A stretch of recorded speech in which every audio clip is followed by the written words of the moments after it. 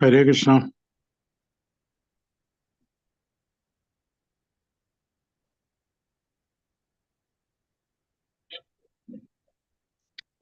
ഹരേ കൃഷ്ണ. ഹരേ കൃഷ്ണ മാതാജി. ഹരേ കൃഷ്ണ. ഹരേ പ്രണാം. കൃഷ്ണ. ഹരേ കൃഷ്ണ. ഓം വാസുദേവായ. ഓം നമോ ഭഗവതേ വാസുദേവായ. ഓം നമോ ഭഗവതേ വാസുദേവായ.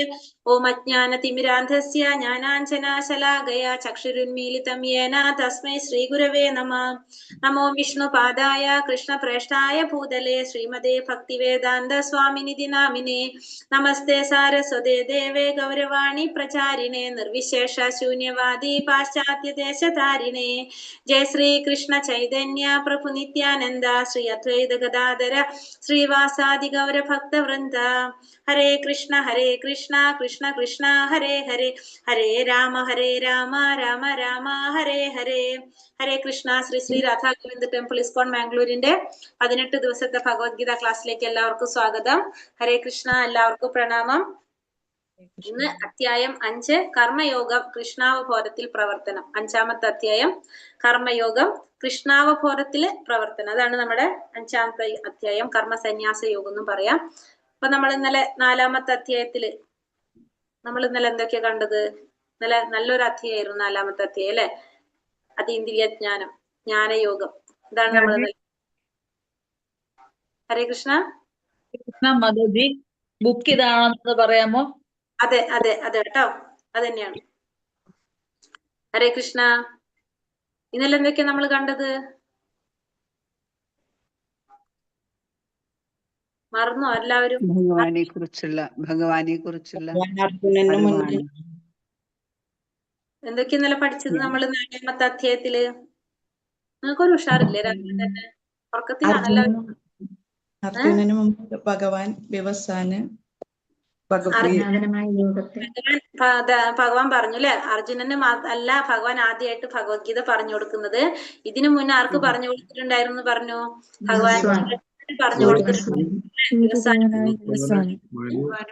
വിശ്വവസാൻ, മനുവിനോ പിന്നെ ഇക്ഷ്വാകുവിനൊക്കെ പറഞ്ഞു കൊടുത്തു വന്നു. അങ്ങനെ അത് പിന്നെ എന്ത് സംഭവിച്ചതിന്? നഷ്ടപ്പെട്ടു. അത് നഷ്ടപ്പെട്ടപ്പോഴാണ് ഭഗവാൻ ആരെ തെരഞ്ഞെടുത്തത്? അർജുനനെ തെരഞ്ഞെടുത്തത്. നഷ്ടപ്പെട്ടപ്പോ എന്ത് സംഭവിച്ചു? അവിടെ ഗ്യാപ്പ് വന്നു അല്ലെ? അപ്പൊ അതുകൊണ്ട് അർജുനനെ തെരഞ്ഞെടുക്കാണ്. അങ്ങനെയാണ് അർജുനൻ എന്തുകൊണ്ട് തെരഞ്ഞെടുക്കാൻ കാരണം? അർജുനൻ ഭഗവാന്റെ ഭക്തനാണ്, മിത്രവുമാണ്.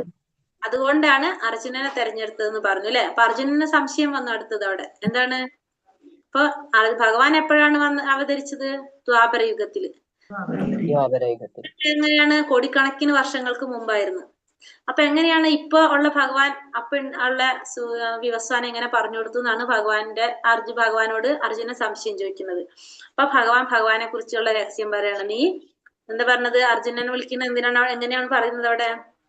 ശത്രുക്കളെ ജയിച്ചവനെ കണ്ടല്ലേ വിളിക്കുന്നത്. അങ്ങനെ എന്തല്ലേ പറയുന്നത് അവിടെ ആ ശ്ലോകത്തില്?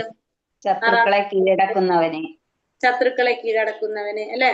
അതായത് നിനക്ക് ശത്രുക്കളെ കീഴടക്കാൻ മാത്രമേ അറിയുള്ളൂ, നിനക്ക് ഇതൊന്നും അറിയില്ല എന്ന് പറയാ ഭഗവാൻ അവിടെ. കാരണം എന്താണ്? എനിക്കും നിനക്കും കുറെ ജന്മങ്ങള് ഉണ്ടായിട്ടുണ്ട്, പക്ഷെ നിനക്ക് അതൊന്നും ഓർക്കാൻ സാധിക്കുന്നില്ല. എനിക്കതെല്ലാം ഓർക്കാൻ സാധിക്കും. നിനക്ക് ശത്രുക്കളെ കീഴടക്കാൻ അറിയുള്ളൂ, നിനക്ക് ഇതൊന്നും അറിയില്ല. കാരണം നീ എന്താണ്?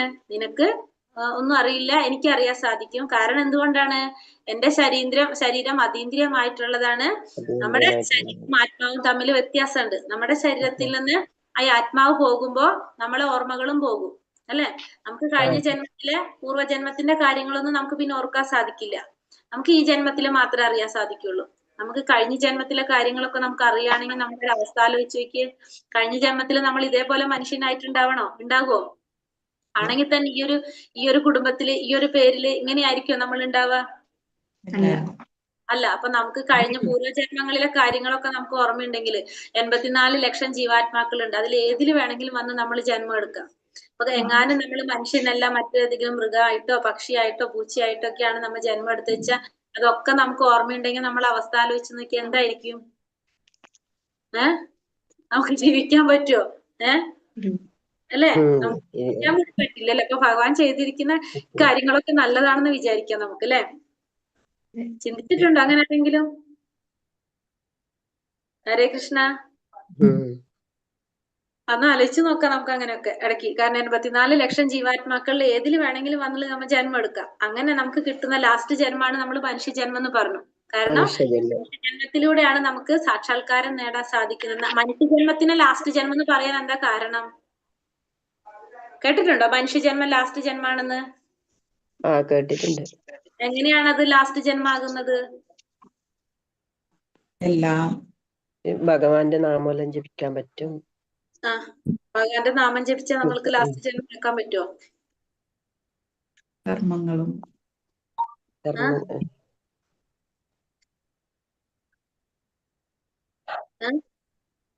എങ്ങനെയാണ് നമുക്ക് മനുഷ്യജന്മം ലാസ്റ്റ് ജന്മം ആവണത്? ഒന്ന് ആലോചിച്ചേ. എല്ലാവരും ഓർക്കത്തില്ല, ഒന്നും എഴുതുന്നില്ല, ഒരു ഷെയറില്ല.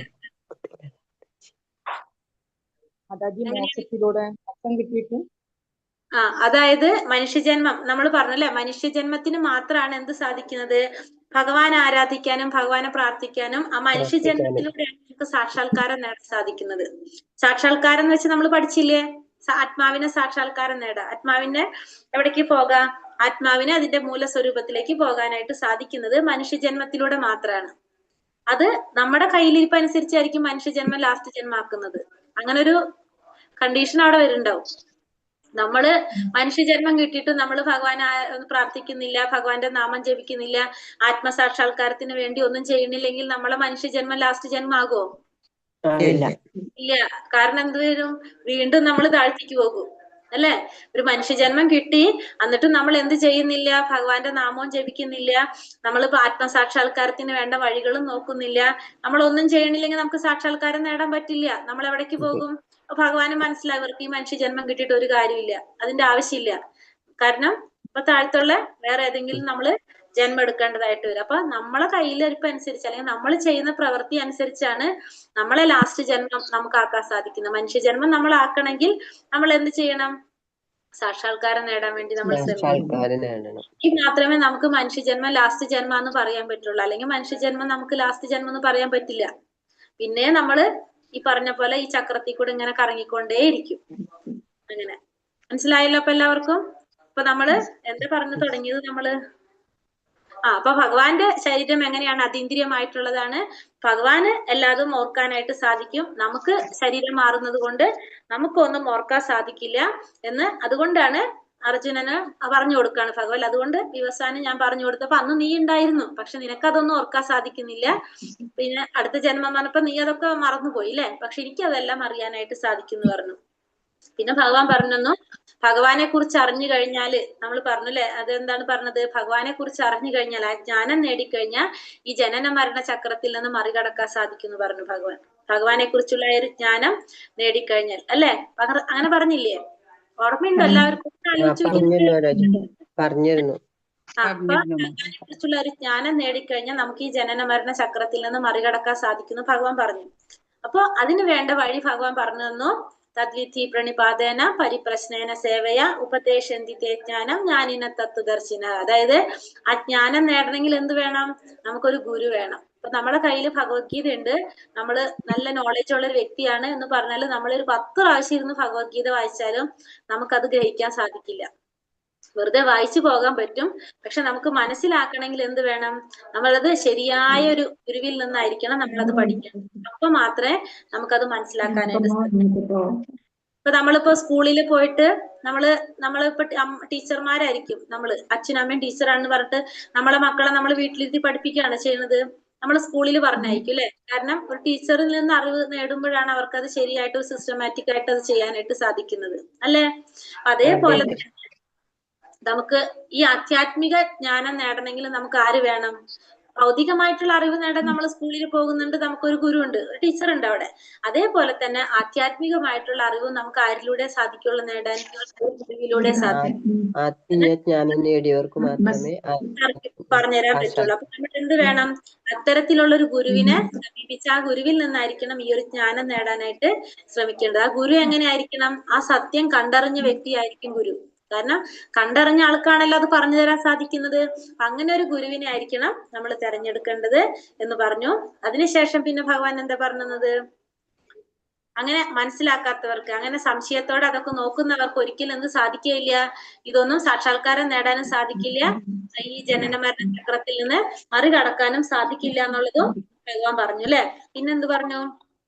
പിന്നെ അർജുനനോട് പറഞ്ഞു, അപ്പൊ ഇത്രയും കാര്യങ്ങൾ പറഞ്ഞു കൊടുത്തിട്ട് ഇപ്പൊ നിന്റെ അജ്ഞാനം എല്ലാം മാറിയില്ലേ, അജ്ഞാനം മാറി, അപ്പൊ നീ ഒരു കാര്യം ചെയ്യൂ, അജ്ഞാനം കൊണ്ട് ആ അജ്ഞാനത്തെ ഇല്ലാതാക്കിയിട്ട് നീ എഴുന്നേറ്റ് യുദ്ധം ചെയ്യാനായിട്ട് പറഞ്ഞു. അങ്ങനെ പറഞ്ഞിട്ടാണ് അധ്യായം അവസാനിപ്പിക്കുന്നത്. അതായത് ജ്ഞാനം നേടാനാണ് ഇന്നലത്തെ അധ്യായത്തിൽ ഭഗവാൻ പറഞ്ഞത്. 2 അധ്യായത്തിൽ നമുക്ക് പറഞ്ഞു ഇന്ദ്രിയങ്ങളെ നിയന്ത്രിച്ച് സ്ഥിതപ്രജ്ഞനാവണം, അതിന് കൃഷ്ണാവബോധത്തിലൂടെയാണ് സാധിക്കുക എന്നൊക്കെ പറഞ്ഞു. ഇന്ദ്രിയങ്ങളെ നിയന്ത്രിക്കണം എന്നുള്ളത് പറഞ്ഞു. നമ്മുടെ ആഗ്രഹങ്ങളാണ് നമ്മുടെ ദുഃഖത്തിന് കാരണം, അതുകൊണ്ട് നമ്മൾ ഇന്ദ്രിയങ്ങളെ നിയന്ത്രിക്കണം എന്ന് പറഞ്ഞു. ഇന്നലത്തെ അധ്യായത്തിൽ ഭഗവാൻ പറഞ്ഞു അതീന്ദ്രിയമായ ജ്ഞാനം, ആ അറിവിനെ കുറിച്ചാണ് പറഞ്ഞു കൊടുത്തത്, അത് നേടണം എന്ന് പറഞ്ഞു. അത് അറിവ് നേടിയാലാണ് നമുക്ക് എന്ത് സാധിക്കുക, ജനന മരണ ചക്രത്തിൽ നിന്ന് മറികടക്കാൻ സാധിക്കുള്ളൂ എന്നുള്ളത് ഇന്നലത്തെ അധ്യായത്തില് ഭഗവാൻ അർജുനന് 4ാമത്തെ അധ്യായത്തില് പറഞ്ഞു കൊടുത്തു.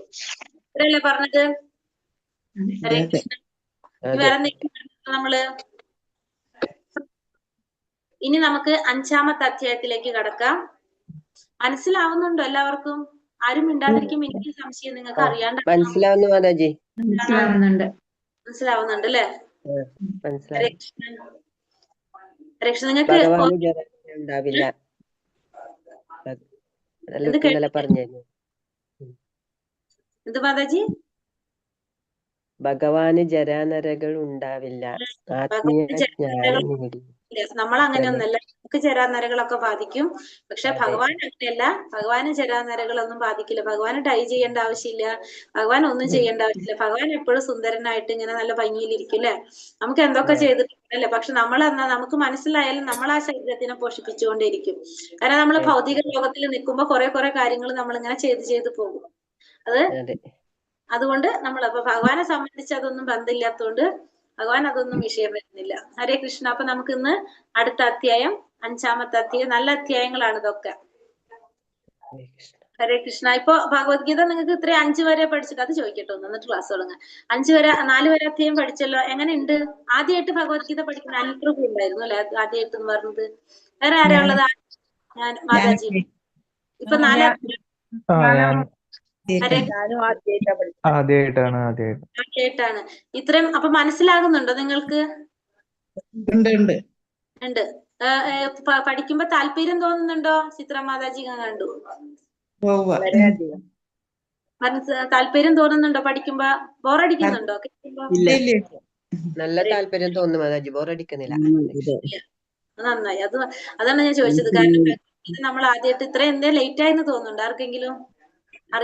തോന്നുന്നുണ്ട്. ഫസ്റ്റ് നിയമം വായിക്കുന്നുണ്ട്, നമുക്ക് ഇതൊന്നും അറിയില്ലായിരുന്നു. ഇപ്പൊ ഇതെല്ലാം കേൾക്കുമ്പോ എല്ലാം മനസ്സിലാവുന്നുണ്ട്. അല്ല, ഇപ്പൊ എന്തേ വൈകി പോയെന്ന് തോന്നിയോ? നമ്മൾ ഇത്രയും വയസ്സായിട്ടല്ല നമുക്ക് കിട്ടിയെന്നൊരു തോന്നല് വന്ന ആർക്കെങ്കിലും? അത് തോന്നലുണ്ട്. ചെറുപ്പത്തിലെ വളരെയധികം അങ്ങനെ തോന്നിപ്പോയി. താമസിച്ചു തോന്നുന്നുണ്ട്. അതെ, എന്നാലും നമുക്ക് ഭഗവാനോട് നന്ദി പറയാം. കാര്യം ഈ ഒരു സമയത്തെങ്കിലും നമുക്ക് കിട്ടിയല്ലോ. അല്ലെങ്കിലോ ഇനിയും നമ്മള് കാത്തിരിക്കേണ്ടി വരില്ല അതിന്. ഇത്രയെങ്കിലും നമുക്ക് ഇപ്പോഴെങ്കിലും കിട്ടിയത് നല്ലതാന്ന് വിചാരിക്കും. പിന്നെ പ്രത്യേകിച്ച് രാവിലത്തെ സമയം തെരഞ്ഞെടുത്തു കഴിഞ്ഞാൽ അത് ഒത്തിരി കൂടി നല്ലതാ. നമ്മുടെ ഏറ്റവും നല്ല സമയം രാവിലെയാണ്. ഭക്തിയുടെ കാര്യങ്ങളൊക്കെ ചെയ്യാൻ വേണ്ടിയിട്ട് നമ്മൾ തെരഞ്ഞെടുക്കേണ്ട സമയം എപ്പോഴും രാവിലെ. നമുക്ക് നിവർത്തില്ലെങ്കിൽ വൈകിട്ടൊക്കെ എടുക്കാം, അല്ലെങ്കിൽ നമ്മൾ എപ്പോഴും എന്ത് ചെയ്യണം? രാവിലെ തന്നെ ചെയ്യണം. അത് റോക്കറ്റ് പോലെയാണ് നമുക്ക് മാറ്റം വരുത്താം. മനസ്സ് നല്ല, അതാണ് രാവിലെ ഗീത കേൾക്കുന്നത് തന്നെ ഏറ്റവും നല്ലൊരു പോസിറ്റീവ് വൈബാണ് മാതാജി. അത് ശരിയാ പ്രഭു. രാവിലെ നമ്മളിത് കേട്ട് ആ ദിവസം മുഴുവൻ നമുക്ക് അതിന്റെ എനർജി നിൽക്കും. പോസിറ്റീവായിട്ട് ഫുൾ ഡേ നമുക്ക് ആ എനർജി ഫീൽ ചെയ്യും. രാവിലെ ഭാഗവതം ക്ലാസ് ഉണ്ട്. 5:45 തൊട്ട് 6:15 വരെ ഭാഗവതത്തിന്റെ ക്ലാസ് ഉണ്ട്. കേൾക്കാൻ താല്പര്യമുള്ളവർക്ക് കയറാം. ഈ ലിങ്ക് തന്നെയാണ്. നിങ്ങൾ 5:45 ജോയിൻ ചെയ്താൽ ഭാഗവതം കേൾക്കാം. നിങ്ങൾക്ക് 1ാമത്തെ സ്കന്ധം ഇപ്പൊ 9ാമത്തെ. എന്ത് മാതാജി? ഹരേ കൃഷ്ണ മാതാജി. കേട്ടില്ല. ഈ ഫസ്റ്റ് കഴിഞ്ഞില്ലേ ഭാഗവതത്തിന്റെ ഇത്, അത് നമുക്ക് കേൾക്കാൻ പറ്റും മാതാജി? ഞാൻ പ്ലേ ലിസ്റ്റ് അയച്ചുതരാം.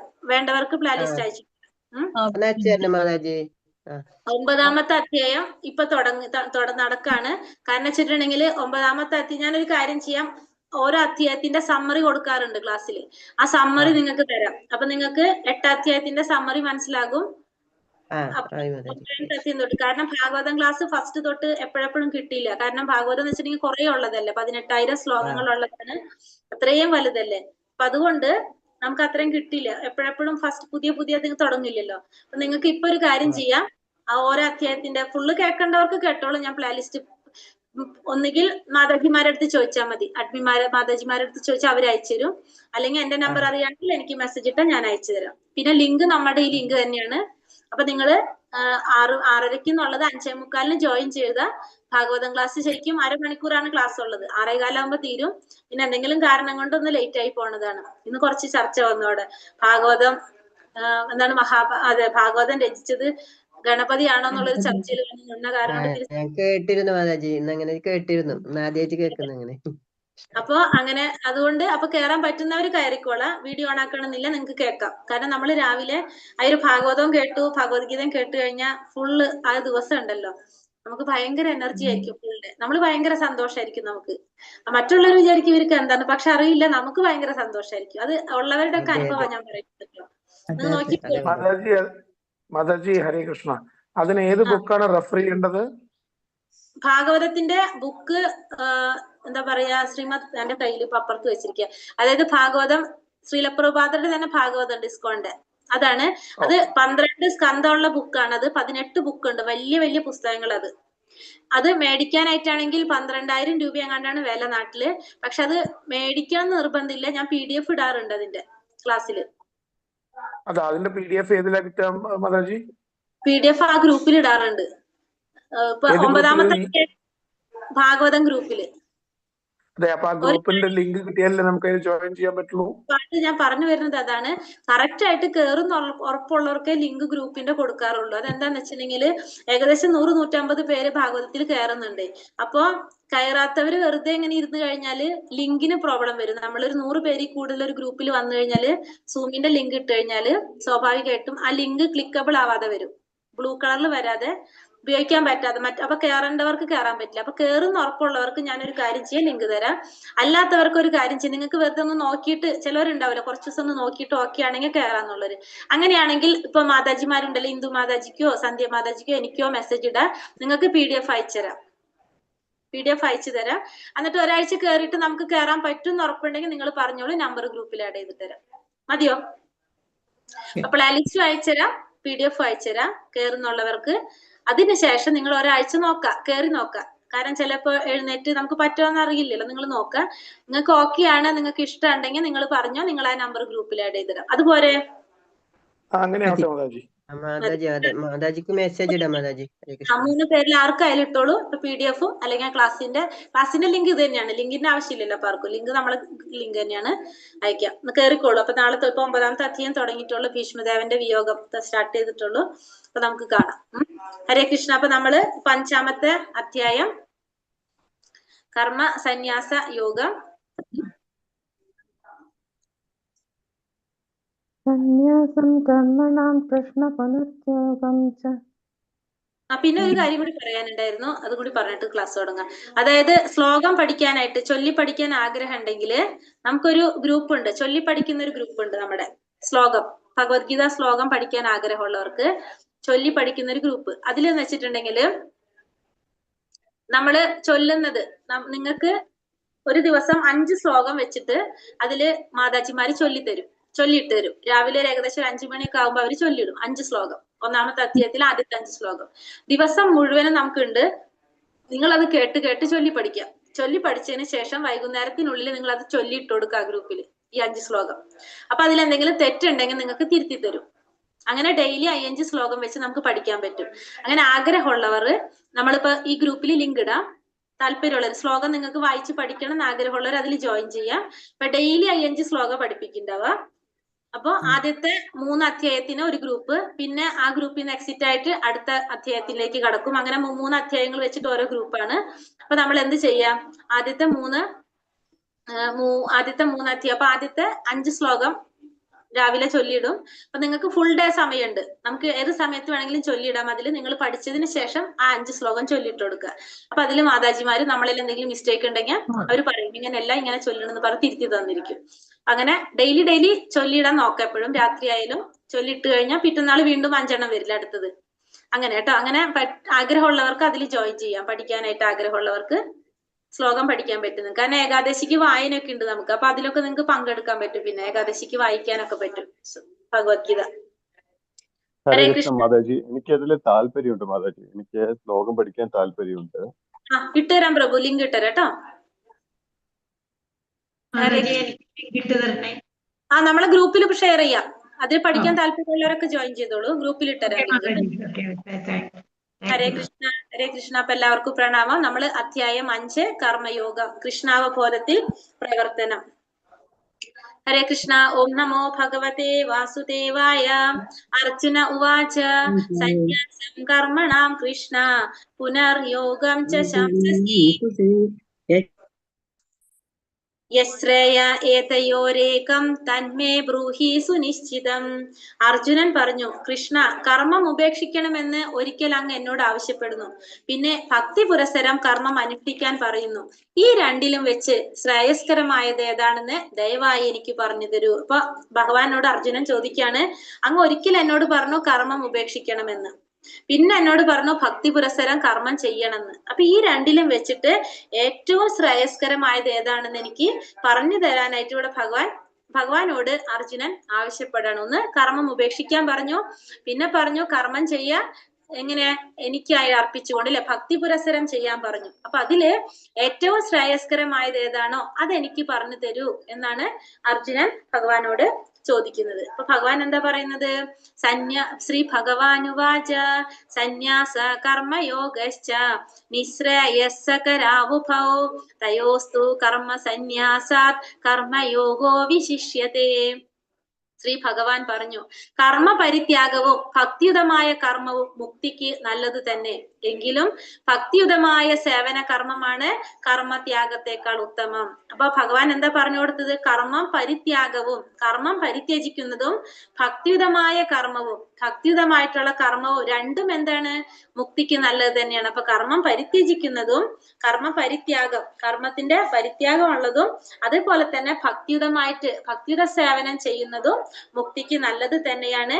എങ്കിലും ഭക്തിയുത സേവന കർമ്മമാണ് കർമ്മ പരിത്യാഗത്തെക്കാൾ നല്ലത്. അതായത് കൃഷ്ണാവബോധത്തോടെ കർമ്മം ചെയ്യുക എന്നുള്ളതാണ് കർമ്മം പരിത്യജിക്കുന്നതിനേക്കാൾ, കർമ്മം ത്യജിക്കുന്നതിനേക്കാൾ, കർമ്മത്യാഗത്തെക്കാൾ നല്ലത് എന്താണ്? കൃഷ്ണാവബോധത്തോടെ കർമ്മം ചെയ്യുന്നതാണെന്ന് ഭഗവാൻ അർജുനന് പറഞ്ഞു കൊടുക്കാണ്. രണ്ടും നല്ലത് തന്നെയാണ് മുക്തിക്ക്. പക്ഷെ എന്നാലും ഇത്തിരി കൂടി നല്ലത് ഏത് തന്നെയാണ്? ഭക്തിയുത സേവനം ചെയ്യുന്നതാണ് എന്ന് ഭഗവാൻ പറഞ്ഞു കൊടുക്കാണ് ഇവിടെ. അപ്പൊ അതിലെ ഒരു കഥയാണ് പറയുന്നത്. നമ്മൾ കാമ്യകർമ്മം, അതായത് കർമ്മത്തിന്റെ ഫലം ആഗ്രഹിച്ചുകൊണ്ട് കർമ്മം ചെയ്യുമ്പോൾ നമ്മൾ അറിയാതെ ചെയ്യുന്ന തെറ്റിന് പോലും നമുക്ക് എന്ത് വരും? നമുക്ക് അതിന്റെ ഫലം അനുഭവിക്കേണ്ടതായിട്ട് വരും. മൃഗൻ എന്ന് പറഞ്ഞ ഒരു രാജാവിന്റെ കഥയാണിത്, മൃഗരാജാവ്. അപ്പൊ ഈ മൃഗരാജാവ് നല്ലൊരു രാജാവാണ്. പുണ്യങ്ങൾ അനുഭവിക്കാൻ വേണ്ടിയിട്ട് പുണ്യകർമ്മങ്ങൾ ചെയ്തിരുന്ന ഒരു രാജാവായിരുന്നു. പുണ്യങ്ങൾ ചെയ്യുന്നതിന്റെ ഫലമായിട്ട് എന്താണ്? പുണ്യങ്ങൾ അനുഭവിക്കാൻ സ്വർഗരാജ്യത്ത് പോകും. അവിടെ നമുക്ക് പുണ്യഫലങ്ങൾ അനുഭവിച്ചുകൊണ്ടേയിരിക്കാം. അപ്പോ ഈ രാജാവ് അതിനു വേണ്ടിയിട്ട് എന്ത് ചെയ്യും? ദാനം കൊടുക്കും. അതായത് നല്ല പശുവിനെ പശു ഗോദാനം ഭയങ്കര മഹത്തായ ദാനാണല്ലോ. അപ്പൊ നല്ല ശ്രേഷ്ഠരായ ബ്രാഹ്മണരെ നോക്കി അതിന് യോഗ്യതയുള്ളവർക്ക് എന്നും എന്ത് ചെയ്യും? ഓരോ പശുക്കളെ ദാനായിട്ട് കൊടുക്കും. അങ്ങനെ ഇദ്ദേഹം ഒരു ദിവസം രാവിലെ പശുവിനെ ദാനം കൊടുത്തു. ആ ബ്രാഹ്മണൻ ആ പശുവിനെയും കൊണ്ടുപോകും. വൈകുന്നേരം ആ പശുവിന്റെ കൂട്ടിൽ നിന്ന് ഇറങ്ങിയിട്ട് ഈ കൊട്ടാരത്തിലെ പശുക്കളുടെ കൂട്ടത്തിലേക്ക് തന്നെ തിരിച്ചു വന്നു. ഇത് രാജാവിന് അറിയില്ല. അങ്ങനെ പിറ്റേ ദിവസം രാജാവ് വീണ്ടും പശുവിനെ ദാനം കൊടുത്തു. പക്ഷെ ഇന്നലെ കൂട്ടിന്ന് ഇറങ്ങി വന്ന മറ്റേ ബ്രാഹ്മണന് ദാനം കൊടുത്ത പശുവിനെയാണ് അറിയാതെ ഈ രാജാവ് വേറൊരു ബ്രാഹ്മണന് ദാനം കൊടുത്തത്. അങ്ങനെ ദാനം കിട്ടിയ ബ്രാഹ്മണൻ ഈ പശുവിനെയും കൊണ്ട് പോകാണ്. അപ്പൊ പശു നഷ്ടപ്പെട്ട ബ്രാഹ്മണൻ തിരിച്ച് രാജാവിന്റെ അടുത്തത് പറയാൻ വേണ്ടിയിട്ട് വരാണ്. ഇങ്ങനെ ഇവര് തമ്മിൽ കാണുമ്പോ ഈ പശു നഷ്ടപ്പെട്ട ബ്രാഹ്മണൻ ഈ പശുവിനെ കാണുമ്പോൾ മനസ്സിലാവും ഇത് തനിക്ക് ഇന്നലെ രാജാവ് ദാനം തന്ന പശുവാണെന്നുള്ളത്.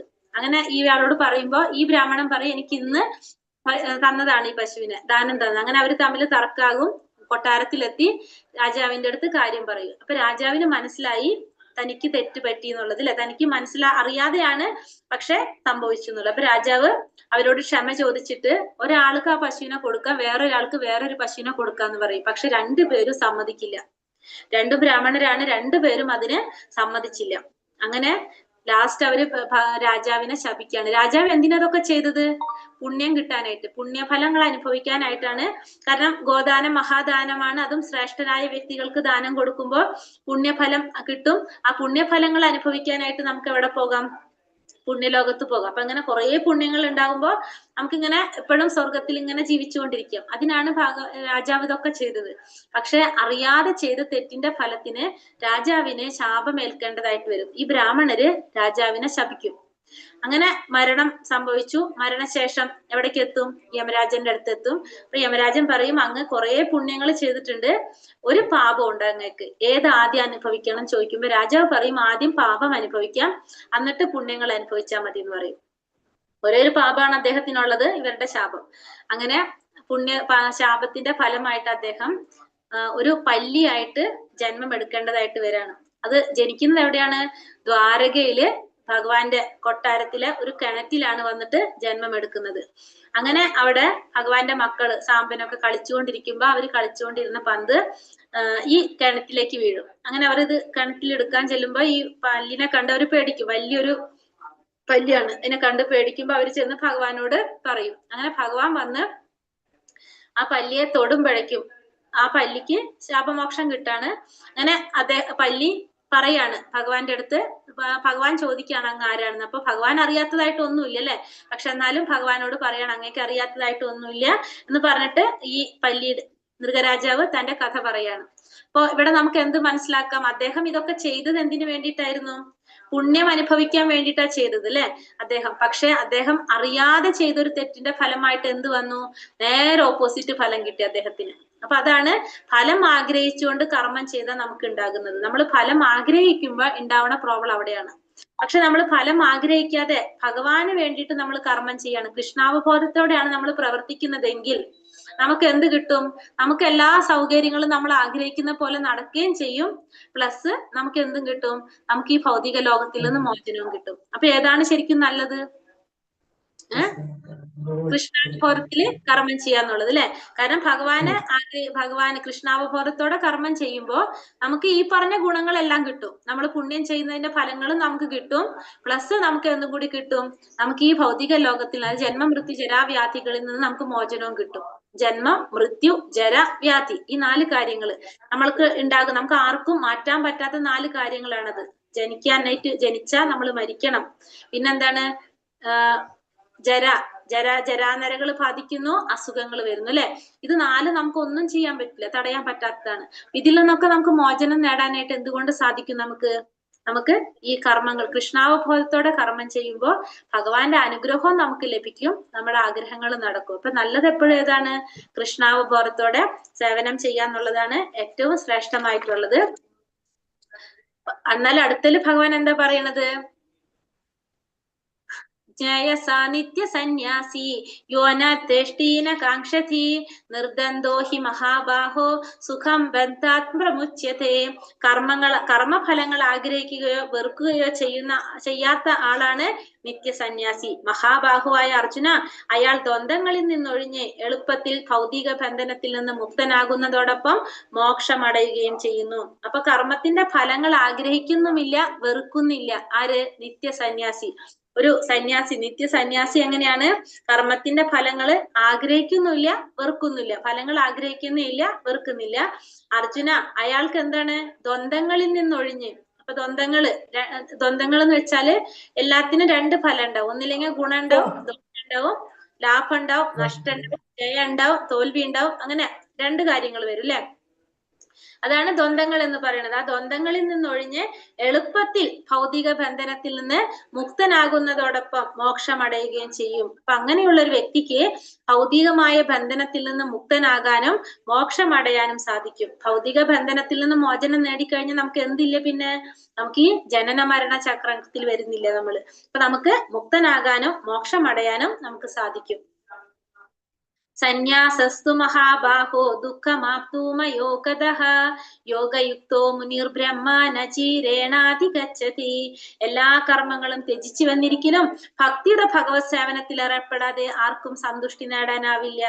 ഭക്തിയുടെ സേവനത്തിൽ ഏർപ്പെട്ടിരിക്കുന്ന ചിന്താശാലിയായ ഒരു വ്യക്തി അജിരേണ പരമപദം പ്രാപിക്കും. അപ്പൊ നമ്മള് എല്ലാ കർമ്മങ്ങളും ത്യജിച്ചു എന്ന് വിചാരിക്കൂ. കർമ്മത്തിന്റെ ഫലം നമ്മൾ അനുഭവിക്കേണ്ടെന്ന് വിചാരിച്ചിട്ട് നമ്മൾ എല്ലാ കർമ്മങ്ങളും ത്യജിച്ചാലും നമുക്ക് എന്തില്ല, ഭക്തിയുടെ സേവനത്തിൽ ഏർപ്പെടാതെ, ഭക്തിയുത ഭഗവാന്റെ സേവനത്തിൽ ഏർപ്പെടാതെ ആർക്കും സന്തുഷ്ടി നേടാനാവില്ല. ഇപ്പൊ നമ്മള് ഭഗവാന്റെ സേവനത്തിൽ, ഭക്തിയുടെ സേവനത്തിൽ ഏർപ്പെടാതെ നമുക്ക് ഒരിക്കലും സന്തുഷ്ടി നേടാനാവില്ല. ഇപ്പൊ നമ്മൾ എന്താ ചെയ്തുകൊണ്ടിരിക്കുന്നത്? നമ്മൾ ഭഗവാനെ ആരാധിച്ചുകൊണ്ടിരിക്കുകയാണ്, ബുദ്ധി കൊണ്ട് ഭഗവാനെ ആരാധിച്ചുകൊണ്ടിരിക്കുകയാണ്. ഇപ്പൊ നമ്മൾ ഭഗവത്ഗീത പഠിക്കാന്ന് വെച്ചാല് ഈ സമയം നമുക്ക് വേറെ ഒന്നുകിൽ കടന്നിറങ്ങിക്കൂടെ, അല്ലെങ്കിൽ നമുക്ക് വേറെ എന്തെങ്കിലും മൊബൈൽ നോക്കിയിരിക്കാം. പക്ഷെ എന്നിട്ട് നമ്മൾ അതൊന്നും ചെയ്യാതെ ഭഗവാനെ കുറിച്ച് അറിയാനിരിക്കുന്നെങ്കിൽ നമ്മൾ എന്താ ചെയ്യുന്നത്? നമ്മളൊരു സേവനമാണ് നമ്മളവിടെ ചെയ്യുന്നത്. നമുക്ക് അപ്പൊ ബുദ്ധി കൊണ്ട് നമ്മൾ ഭഗവാനെ ആരാധിക്കുകയാണ് ഇവിടെ നമ്മൾ ചെയ്തുകൊണ്ടിരിക്കുന്നത്. അപ്പൊ എല്ലാ കർമ്മങ്ങളും ത്യജിച്ചു വന്നാലും ഭക്തിയുടെ ഭഗവത് സേവനത്തിൽ ഏർപ്പെടാതെ ആർക്കും എന്തില്ല, സന്തുഷ്ടി നേടാനായിട്ട് സാധിക്കില്ല. ഭക്തിയുടെ സേവനത്തിൽ ഏർപ്പെട്ടിരിക്കുന്ന ചിന്താശാലിയായ ഒരു വ്യക്തി അജിരേണ പരമപദം പ്രാപിക്കും. അപ്പൊ ഭക്തിയുടെ സേവനത്തിൽ ഏർപ്പെട്ടിരിക്കുന്ന ഒരു വ്യക്തി എന്താണ് പറയണത്? ചിന്താശാലിയായിട്ടുള്ള ഒരു വ്യക്തി അജിരേണ, ഉറപ്പാണ് എന്ത്, പരമപദം പ്രാപിക്കുന്നുള്ളത്. ഭക്തിയുടെ സേവനത്തിൽ ഏർപ്പെടുന്നവർക്കാണ് ഭഗവാന്റെ ആ പരമപദം പ്രാപിക്കാനായിട്ട് സാധിക്കുന്നത്. അങ്ങനെയുള്ള ഒരു വ്യക്തിയുടെ പ്രത്യേകത എന്താണ്? ബ്രഹ്മണ്യാധ്യായ കർമാണി സംഘം ത്യക്താ കരോതി യഃ ലിപ്യതേന സപാപേന പത്മപത്രാമി വാംപസ. ആസക്തി കൂടാതെ ഫലത്തെ പരമപുരുഷന് സമർപ്പിച്ചുകൊണ്ട് തന്റെ കർത്തവ്യങ്ങൾ അനുഷ്ഠിക്കുന്ന ഒരാളെ താമര ഇലയിൽ വെള്ളം എന്ന പോലെ ദുഷ്കർമ്മ ഫലങ്ങൾ ബാധിക്കുകയില്ല. അപ്പൊ അങ്ങനെയുള്ള ഒരു വ്യക്തിയുടെ പ്രത്യേകത എന്താണെന്ന് പറയാണ് ഇവിടെ. എങ്ങനെയാണ് ആ വ്യക്തി? ആസക്തി കൂടാതെ ആ ഫലത്തിന്റെ ഫലങ്ങള്, ആസക്തി കൂടാതെ ഫലത്തെ പരമപുരുഷന് സമർപ്പിച്ചുകൊണ്ട്, ആ ചെയ്യുന്ന കർമ്മത്തിന്റെ ഫലം ഭഗവാന് സമർപ്പിച്ചുകൊണ്ട് കർത്തവ്യങ്ങൾ അനുഷ്ഠിക്കുന്ന ഒരു വ്യക്തിയെ താമരയിലെ വെള്ളത്തിൽ കിടന്നാൽ എന്താ പ്രത്യേകത? വെള്ളത്തിൽ കിടന്നാലും ആ താമരയിലയിൽ എന്ത് വരുന്നില്ല? നനയുന്നില്ല അല്ലെ? താമരയിലെ വെള്ളത്തിൽ കിടന്നാലും നനയാത്തതുപോലെ പാപമാലിന്യങ്ങള് ആ വ്യക്തിയെ ബാധിക്കുന്നില്ല, ദുഷ്കർമ്മ ഫലങ്ങള് ബാധിക്കുന്നില്ല. ആ വ്യക്തി ചെയ്യുന്ന കർമ്മത്തിന്റെ ഫലങ്ങള് ആ വ്യക്തിയെ ബാധിക്കുന്നില്ല. എങ്ങനെയാണെങ്കിലാണ് ചെയ്യുന്ന കർമ്മത്തിന്റെ ഫലം ഭഗവാന് സമർപ്പിച്ചുകൊണ്ട് കർത്തവ്യങ്ങൾ അനുഷ്ഠിക്കുകയാണെങ്കിൽ എപ്രകാരമാണ് ഒരു താമരയിലെ വെള്ളത്തിൽ കിടന്നാലും ആ താമരയിൽ എടുത്തു കഴിഞ്ഞാൽ നനയാതിരിക്കും, അതേപോലെ തന്നെ ചെയ്ത കർമ്മത്തിന്റെ ഫലങ്ങള് ഒരിക്കലും ആ വ്യക്തിയെ ബാധിക്കുന്നില്ല. യുക്ത കർമാഫല ത്യക്ത ശാന്തി മാപ്നോതി നൈഷ്ടകീം അയുക്ത കാമകാരേണ ഫലേ സക്തോ നിബധ്യതേ. സ്ഥിരചിത്തനായ ഒരു ഭക്തൻ കർമ്മഫലങ്ങളെല്ലാം എനിക്ക് അർപ്പിക്കുന്നത് കൊണ്ട് സമ്പൂർണ്ണ സമാധാനം നേടുന്നു. എന്നാൽ ഈശ്വരിൽ നിന്ന് വേർപെട്ട് നിൽക്കുന്നവൻ തന്റെ കർമ്മഫലങ്ങളിൽ അത്യാഗ്രഹിയാകിയാൽ അതിൽപ്പെട്ട് വലയുന്നു. അപ്പൊ സ്ഥിരചിത്തനായിട്ടുള്ള ഒരു ഭക്തൻ കർമ്മത്തിന്റെ ഫലങ്ങള് ഭഗവാന് സമർപ്പിക്കുന്നത് കൊണ്ട് ആ വ്യക്തിക്ക് എന്ത് സാധിക്കും? സമാധാനം നേടാനായിട്ട് സാധിക്കും. നമ്മൾ പറഞ്ഞല്ലോ സ്ഥിരചിത്തൻ, സ്ഥിതപ്രജ്ഞൻ എന്നുള്ളൊരു വേർഡ് പഠിച്ചു. സ്ഥിതപ്രജ്ഞൻ അതായത് ഇന്ദ്രിയങ്ങൾ മുഴുവൻ നിയന്ത്രിച്ച വ്യക്തിയാണ് സ്ഥിതപ്രജ്ഞൻ. ഇപ്പൊ ഓട്ടോമാറ്റിക്കലി ആ വ്യക്തി ചെയ്യുന്ന കർമ്മങ്ങൾ മുഴുവൻ ആർക്കാണ് സമർപ്പിക്കുന്നത്? ഭഗവാന് സമർപ്പിക്കുകയാണ്. അങ്ങനെ സമർപ്പിക്കുന്ന വ്യക്തിക്ക് എന്ത് സാധിക്കും? സമ്പൂർണ്ണ സമാധാനം നേടാനായിട്ട് സാധിക്കും. എന്നാ അങ്ങനെ സമർപ്പിക്കാത്തൊരു വ്യക്തി, ഭഗവാനിൽ നിന്ന് വേർപെട്ട് നിൽക്കുന്നവനോ തന്റെ കർമ്മഫലങ്ങളിൽ അത്യാഗ്രഹിയായാൽ അതിൽപ്പെട്ട് വലയും. അപ്പൊ നേരെ മറിച്ച് ഇപ്പൊ നമ്മൾ ചെയ്യുന്ന കർമ്മത്തിന്റെ ഫലം മുഴുവൻ ഭഗവാന് സമർപ്പിക്കുകയാണെങ്കിൽ നമുക്ക് സമാധാനമായിരിക്കും. കാരണം കർമ്മം ചെയ്താൽ മാത്രം മതി, അതിന്റെ ഫലത്തെ കുറിച്ച് നമുക്ക് ചിന്തിക്കേണ്ട ആവശ്യമില്ല അല്ലെ? അപ്പൊ അതുകൊണ്ട് നമുക്ക് സമാധാനമായിരിക്കും. നേരെ മറിച്ച് കർമ്മം ചെയ്യുന്നതിന്റെ ഫലം ആഗ്രഹിക്കുകയാണെങ്കിൽ നമ്മൾ എന്ത് ചിന്തിച്ചുകൊണ്ടിരിക്കും? അതിന്റെ ഫലം എന്താണാവോ എന്ന് ആലോചിച്ച് നമ്മൾ ടെൻഷൻ അടിച്ചുകൊണ്ടിരിക്കും. നമ്മൾ എന്തെങ്കിലും അതിൽ ജയിക്കോ അല്ലെങ്കിൽ നമ്മൾ അതിൽ തോൽക്കോ അല്ലെങ്കിൽ എന്താകും എന്ന് വിചാരിച്ച് അപ്പൊ നമുക്ക് ഓട്ടോമാറ്റിക്കലി എന്താണ്? നമുക്ക് ടെൻഷൻ കൂടിക്കൊണ്ടിരിക്കും. അപ്പൊ നമ്മുടെ ഉള്ള സമാധാനം കൂടി ഇല്ലാതാകും. പക്ഷെ ഭഗവാന് സമർപ്പിക്കുകയാണെങ്കിലോ കർമ്മം ചെയ്തു കഴിഞ്ഞു, നമുക്ക് റിസൾട്ട് നോക്കേണ്ട ആവശ്യമില്ല, അത് ഭഗവാന് സമർപ്പിച്ചു കഴിഞ്ഞു. റിസൾട്ട് വരുമ്പോഴാണ് നമുക്ക് അവിടെ എന്ത് പോകുന്നത്? നമ്മുടെ സമാധാനം പോകുന്നത്. ന കർത്തൃത്വം ന കർമാണി ലോകസ്യ സൃജതി പ്രഭുഃ ന കർമ്മഫല സംയോഗം സ്വഭാവസ്തു പ്രവർത്തതേ. ശരീരസ്ഥനായ ആത്മാവ് തന്റെ ശരീരമാകുന്ന പുരത്തിന്റെ ഉടമസ്ഥൻ. കർമ്മങ്ങൾ ഉണ്ടാക്കുന്നില്ല, കർമ്മം ചെയ്യാൻ പ്രേരിപ്പിക്കുന്നില്ല, കർമ്മഫലങ്ങൾ ഉണ്ടാക്കുന്നതുമില്ല. പ്രകൃതിയിലെ ത്രിഗുണങ്ങളാണ് ഇതിനെല്ലാം കാരണം. അപ്പോ ശരീരസ്ഥനായ ആത്മാവ് എന്താണ്? ശരീരസ്ഥനായ ആത്മാവ്, ആ ശരീരത്തിലിരിക്കുന്ന ആത്മാവ് തന്റെ ശരീരമാകുന്ന പുരത്തിന്റെ ഉടമസ്ഥനാണത്. അത് ആരാണത്? ആത്മാവ് ആ ശരീരത്തിന്റെ ഉടമസ്ഥനാണ്. ആ ഉടമസ്ഥൻ കർമ്മങ്ങൾ ഉണ്ടാക്കുന്നില്ല, കർമ്മം ചെയ്യാൻ പ്രേരിപ്പിക്കുന്നില്ല, കർമ്മത്തിന്റെ ഫലങ്ങൾ ഉണ്ടാക്കുന്നില്ല. നമ്മൾ 3-ാമത്തെ അധ്യായത്തിൽ പറഞ്ഞു, പ്രകൃതിയുടെ ത്രിഗുണങ്ങളാണ് ഇതിനെല്ലാം കാരണം. ഭൗതിക പ്രകൃതിയുടെ ത്രിഗുണങ്ങളാണ് എന്ത് ചെയ്യുന്നത്? ഈ കർമ്മങ്ങളെല്ലാം ചെയ്യുന്നത്. നമ്മള് പഠിച്ചില്ല, സത്വ രജോ തമോ ഗുണം. അതായത് ഈ 3 ഗുണങ്ങള് നമ്മള് ഈ ഭൗതിക പ്രകൃതിയിലേക്ക് വരുമ്പോ ശരിക്കും ജീവാത്മാവ് ഭഗവാന്റെ പോലെ തന്നെയാണ്. ഭഗവാന്റെ അംശമാണ് ജീവാത്മാവ്. ഭഗവാന്റെ ഗുണങ്ങള് ആർക്കുണ്ട്? ഗുണത്തില് ഭഗവാന് തുല്യനാണ് ജീവാത്മാവ്. പക്ഷെ ഈ ഭൗതിക പ്രകൃതിയിലേക്ക് കടക്കുമ്പോ ആ പ്രകൃതിയുടെ സ്വാധീനം ആരിലേക്ക് വരും? ഈ ജീവാത്മാവിന് വരും. ഈ 3 ഗുണങ്ങളിൽ ഏതെങ്കിലും ഒന്ന് ആ ജീവാത്മാവിനെ സ്വാധീനിക്കും. അപ്പൊ സ്വാഭാവികമായിട്ടും നമ്മൾ ചെയ്യുന്ന പ്രവർത്തികള് ഈ ഏതെങ്കിലും ഒരു ഗുണത്തിനനുസരിച്ചായിരിക്കും നമ്മൾ പ്രവർത്തികൾ ചെയ്യുന്നത്. നമ്മളിപ്പോ സത്വഗുണത്തിലാണെങ്കിൽ നമ്മൾ എന്ത് ചെയ്യും? പൊതുവെ ശാന്ത സ്വഭാവത്തിൽ നമ്മൾക്ക് കാണാൻ സാധിക്കും.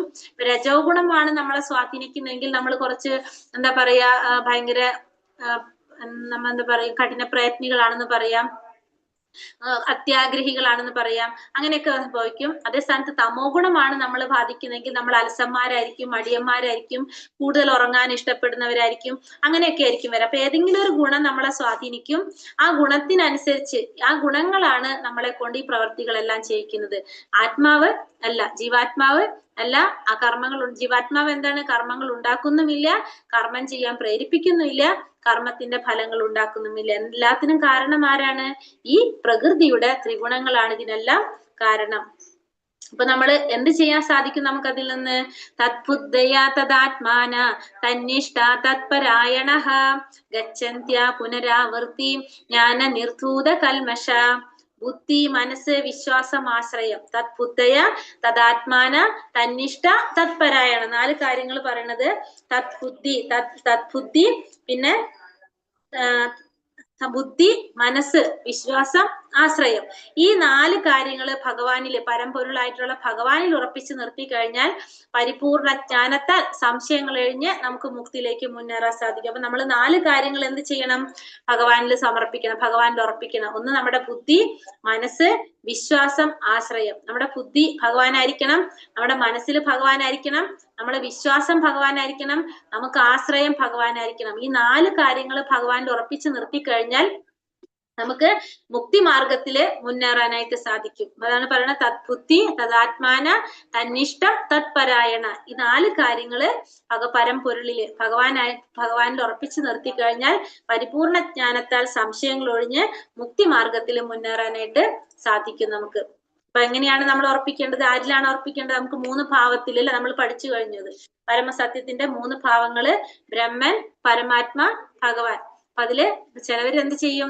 നമ്മൾ ഇന്നലെ പറഞ്ഞു അല്ലെ, നമ്മൾ ഓരോരുത്തരും എങ്ങനെയാണോ ഭഗവാനെ സമീപിക്കുന്നത് അതിനനുസരിച്ചാണ് പ്രാപിക്കാൻ സാധിക്കുന്നത്. അതിനനുസരിച്ചുള്ള ബുദ്ധിയാണ് ഭഗവാൻ തരുന്നത്. നമ്മൾ ഇന്നലത്തെ അധ്യായത്തിൽ കണ്ടു. ചിലവരെന്ത് ചെയ്യും? ബ്രഹ്മത്തില് ലയിക്കാൻ ആഗ്രഹിക്കും. ചിലവര് പരമാത്മാവിനെ ആയിരിക്കും ആഗ്രഹിക്കുന്നത്, ചിലര് ഭഗവാനെ ആയിരിക്കും ആഗ്രഹിക്കുന്നത്.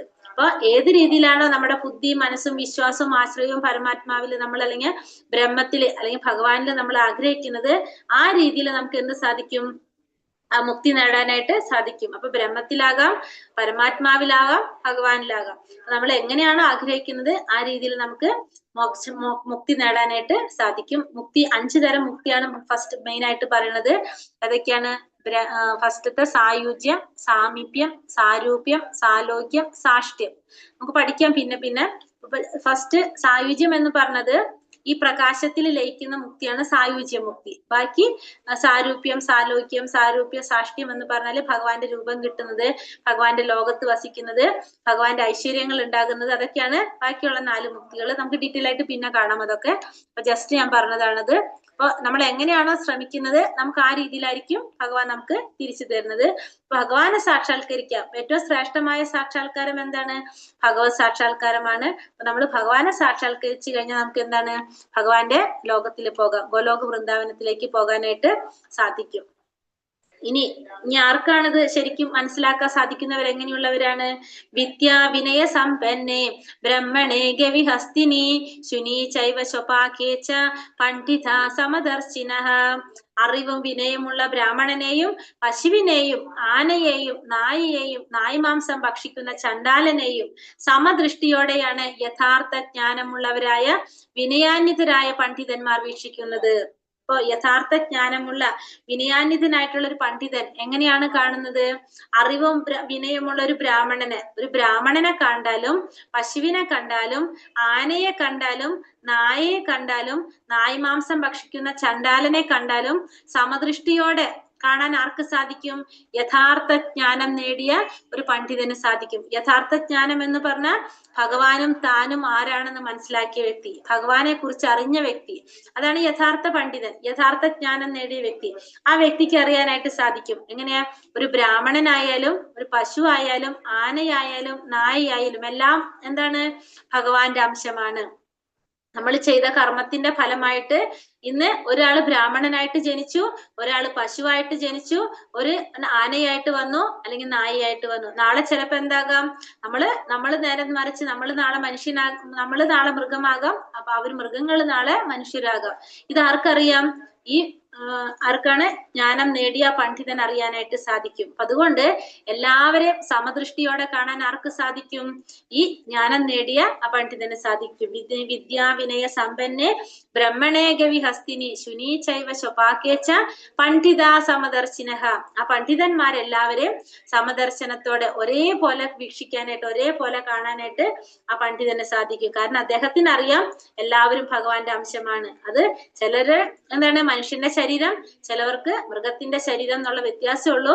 അവരിൽ എല്ലാവരിലും ഉള്ളിലിരിക്കുന്ന ജീവാത്മാവും ഭഗവാന്റെ അംശമാണ്. എല്ലാവരിലും ആരുണ്ട്? പരമാത്മാവായിട്ട് ഭഗവാനുണ്ടെന്ന് ആ പണ്ഡിതൻ അറിയാനായിട്ട് സാധിക്കും. മനസ്സിലാകുന്നുണ്ടോ ഞാൻ പറയുന്നത്? മനസ്സിലാവുന്നു മാതാജി. അടുത്തത് എന്താ പറയുന്നത്? ന പ്രഹൃഷ്യേത് പ്രിയം പ്രാപ്യ നോദി ചേത് പ്രാപ്യ ചാപ്രിയം സ്ഥിരബുദ്ധിര സമ്മൂഢോ ബ്രഹ്മവിദ് ബ്രഹ്മണി സ്ഥിതഃ. ആനന്ദത്തിൽ ആഹ്ലാദിക്കുകയോ ആനന്ദകരമല്ലാത്തവയിൽ ദുഃഖാവിഷ്ടനാവുകയോ ചെയ്യാതെ സ്ഥിരബുദ്ധിയോടെ അസംഭ്രാന്തനായി ദൈവശാസ്ത്രജ്ഞാനിയായി ജീവിക്കുന്നവൻ ഭൗതികത്തിന് അതീതനാണ്. അപ്പൊ ഇനി നമ്മളോട് പറയാണ്, ഭൗതികത്തിന് അതീതനായ ഒരു വ്യക്തി എങ്ങനെയായിരിക്കും എന്ന് പറയണം. ഭൗതികത്തിന് അതീതനാവാന്ന് വെച്ചാൽ എന്താണ്? ആത്മസാക്ഷാത്കാരം നേടിയ ഒരു വ്യക്തി എങ്ങനെയായിരിക്കും എന്നുള്ളതാണ് നമുക്കിവിടെ പറഞ്ഞു തരുന്നത്. എങ്ങനെയാണ്? ആനന്ദത്തിൽ ആഹ്ലാദിക്കുകയോ ആനന്ദകരമല്ലാത്തതിൽ ദുഃഖാവിഷ്ടനാവുകയോ ചെയ്യാതെ സ്ഥിരബുദ്ധിയോടെ അസംഭ്രാന്തനായി ദൈവശാസ്ത്രജ്ഞാനിയായി ജീവിക്കുന്നവൻ ഭൗതികത്തിന് അതീതനാണ്. അപ്പോ ആത്മസാക്ഷാത്കാരം നേടിയ ഒരു വ്യക്തിയുടെ ലക്ഷണങ്ങളാണ് നമ്മൾ ഈ കാണുന്നത്. ആത്മസാക്ഷാത്കാരം നേടിയ ഒരു വ്യക്തി എങ്ങനെയായിരിക്കും? ആനന്ദം വന്നാൽ ആഹ്ലാദിക്കില്ല, ആനന്ദകരമല്ലാത്തിൽ ദുഃഖാവിഷ്ടനാവുകയോ ചെയ്യുന്നില്ല. അപ്പൊ ഭയങ്കര സന്തോഷം വന്നാലും ഭയങ്കര സന്തോഷം കാണിക്കുന്നില്ല, ഭയങ്കര ദുഃഖം വന്നാലും ദുഃഖം കാണിക്കുന്നില്ല. ഒരേപോലെ ബാലൻസ് ചെയ്ത് പോവാം, എന്താ പറയാ, സമനിലയോടെ ചെയ്യാം. സ്ഥിരബുദ്ധിയോടെ, പിന്നെ അസംഭ്രാന്തനായിട്ട്, പരിഭ്രാന്തിയില്ല, ദൈവശാസ്ത്രജ്ഞാനിയായിട്ട് ജീവിക്കുന്നവനാണ് ആര്? ഭൗതികത്തിന് അതീതനായ വ്യക്തി. അതായത് സാക്ഷാത്കാരം നേടിയ വ്യക്തി എന്ന് പറയുന്നത് സന്തോഷം വരുമ്പോ കുറെ സന്തോഷിക്കുന്നില്ല, ദുഃഖം വരുമ്പോ കുറെ ദുഃഖിക്കുന്നില്ല, സ്ഥിരബുദ്ധിയോടെ അസംഭ്രാന്തനായിട്ട് ദൈവശാസ്ത്രജ്ഞാനിയായിട്ട് ജീവിക്കുന്നവനാണ് ഭൗതികത്തിന് അതീതനായ വ്യക്തി. അതല്ലെങ്കിൽ ആത്മസാക്ഷാത്കാരം നേടിയ വ്യക്തി എന്ന് നമുക്ക് പറയാനായിട്ട് സാധിക്കും. ഇനി അടുത്തതില് പറയണത് എന്താണ്? യഹി സംസ്പർശജാ ഭോഗ ദുഃഖയോനേയ ഏവത്തെ ആദ്യന്തവന്ത കൗന്ദേയ നതേ ശൂരമതേ പുതഃ. ബുദ്ധിമാൻ ഭൗതിക ഇന്ദ്രിയങ്ങളുമായുള്ള ബന്ധം മൂലമുണ്ടാകുന്ന ദുഃഖങ്ങളിൽ പങ്കുകൊള്ളാറില്ല. അല്ലയോ കുന്തിപുത്ര, ഭൗതിക സുഖങ്ങൾക്ക് ആദിയും അവസാനവും ഉള്ളത് കൊണ്ട് അവയിൽ ഒരിക്കലും ബുദ്ധിമാന്മാർ സന്തോഷം കൊള്ളുന്നില്ല. ഇവിടെ ബുദ്ധിമാന്മാരെ കുറിച്ച് പറയാണ്. ബുദ്ധിമാന്മാരെന്ന് പറഞ്ഞാൽ ആരാണ്? ഭഗവാനെ കുറിച്ചുള്ള ഒരു ജ്ഞാനം നേടിയവര്, അവരാണ് ബുദ്ധിമാന്മാരെന്ന് പറയുന്നത്. ബുദ്ധിമാന്മാർ ഒരിക്കലും എന്ത് ചെയ്യുന്നില്ല? ഭൗതിക ഇന്ദ്രിയങ്ങൾ കൊണ്ടുണ്ടാകുന്ന ദുഃഖത്തില് അവർ പങ്കുകൊള്ളില്ല. കാരണം അവർക്കറിയാം ഈ ഭൗതികമായ ദുഃഖങ്ങള്, ഭൗതിക ഇന്ദ്രിയങ്ങൾ കൊണ്ടുള്ള ദുഃഖങ്ങള് അത് സ്ഥിരമായിട്ടുള്ളതല്ല, ക്ഷണികമാണെന്ന് ആർക്കറിയാം? ബുദ്ധിമാന്മാർക്കറിയാം. പിന്നെ അതിനൊരു ആദ്യവും ഇല്ല അവസാനവും ഇല്ല, അതൊക്കെ അവർക്കറിയാം. ഭൗതിക സുഖങ്ങൾക്ക് ആദ്യമുണ്ട് അവസാനമുണ്ട്, ആദ്യമുണ്ട് അവസാനമുണ്ട്. അതുകൊണ്ട് ഒരിക്കലും അവരെന്തില്ല, അതില് സന്തോഷം കൊള്ളില്ല. കാരണം നമ്മള് രണ്ടാമത്തെ അധ്യായത്തിൽ പറഞ്ഞു അല്ലെ, ഈ സുഖവും ദുഃഖവും വന്നും പോയിക്കൊണ്ടിരിക്കും, അതിനെ സഹിക്കാൻ പഠിക്കാനായിട്ട് ഭഗവാൻ പറഞ്ഞു തന്നു. ഇത് ആർക്കറിയാം? ബുദ്ധിമാന്മാർക്കറിയാം. അപ്പൊ അതുകൊണ്ട് തന്നെ അവര് അതില് സുഖം വന്നാൽ വലിയ സന്തോഷം കാണിക്കുന്നില്ല, ദുഃഖം വന്നാൽ അവർ ദുഃഖിക്കുന്നില്ല. കാരണം അവർക്കറിയാം ഇത് സ്ഥിരമായിട്ടുള്ളതല്ല, ഇത് വന്നും പോയിക്കൊണ്ടിരിക്കുന്നതാണെന്ന്. അപ്പൊ നമ്മുടെ ഭൗതികമായ ഇന്ദ്രിയങ്ങൾ കൊണ്ട് നമുക്കുണ്ടാകുന്ന ദുഃഖങ്ങളാണ് നമ്മളിപ്പോൾ ജസ്റ്റ് ഒന്ന് പറയാൻ പോകുന്നത്. നമ്മുടെ ഇന്ദ്രിയങ്ങൾ ഏതൊക്കെയാണ്? 5 ഇന്ദ്രിയങ്ങൾ അല്ലെ, കണ്ണ്, മൂക്ക്, നാക്ക്, ത്വക്ക്, ചെവി. 5 ഇന്ദ്രിയങ്ങള് കൊണ്ട് നമുക്ക് എങ്ങനെയാണ് നമുക്ക് അപകടം ഉണ്ടാവുന്നത്? നമുക്ക് ആ ഇന്ദ്രിയങ്ങളുടെ ഒരു ആസക്തി മൂലം നമുക്ക് ഉണ്ടാകുന്ന ദുഃഖങ്ങളാണ് നമ്മൾ ഈ പറയുന്നത്. അത് ഓരോ മൃഗങ്ങളെ വെച്ചിട്ട് നമ്മൾ ജസ്റ്റ് ഒന്ന് പറയാണ്. ഫസ്റ്റത്തെ പിക്ചർ ആ തീയിൽ കാണുന്നത് ഈയാമ്പാറ്റയാണ്. ഈയാമ്പാറ്റ എന്ന് പറഞ്ഞാൽ മനസ്സിലാവോ? മഴപ്പാറ്റ, ഈയാമ്പാറ്റ. ഹരേ കൃഷ്ണ. മഴപ്പാറ്റ മനസ്സിലായി മാതാജി. മഴപ്പാറ്റ, ഈയാമ്പാറ്റ അല്ലെ, മഴപ്പാറ്റ. അപ്പൊ അത് എന്താ സംഭവിക്കുന്ന? കണ്ണ് എന്ന ഇന്ദ്രിയത്തിന്റെ ആകർഷണം കൊണ്ട് ഈയാമ്പാറ്റ എന്താ ചെയ്യണത്? ആ വെളിച്ചം കാണുമ്പോ ആ അഗ്നിയുടെ അടുത്തേക്ക് എന്ത് ചെയ്യും? അതിങ്ങനെ പറന്നു പോകുമ്പോ ആ തീരെ അടുത്തെത്തുമ്പോ അതിനെന്ത് സംഭവിക്കും? അത് അതില് ചാമ്പലായിട്ട് ചത്തുപോകും അതിലെ. കാരണം ആ കണ്ണിന്റെ ആകർഷണം കൊണ്ടാണ് അത് അങ്ങോട്ട് പറന്നെത്തുന്നത്. അപ്പൊ അതുകൊണ്ട് അതിനെന്ത് സംഭവിച്ചു? അവിടെ അതിന് ദോഷം സംഭവിച്ചു, അതിന്റെ മരണം സംഭവിക്കുകയാണ് ചെയ്യുന്നത്.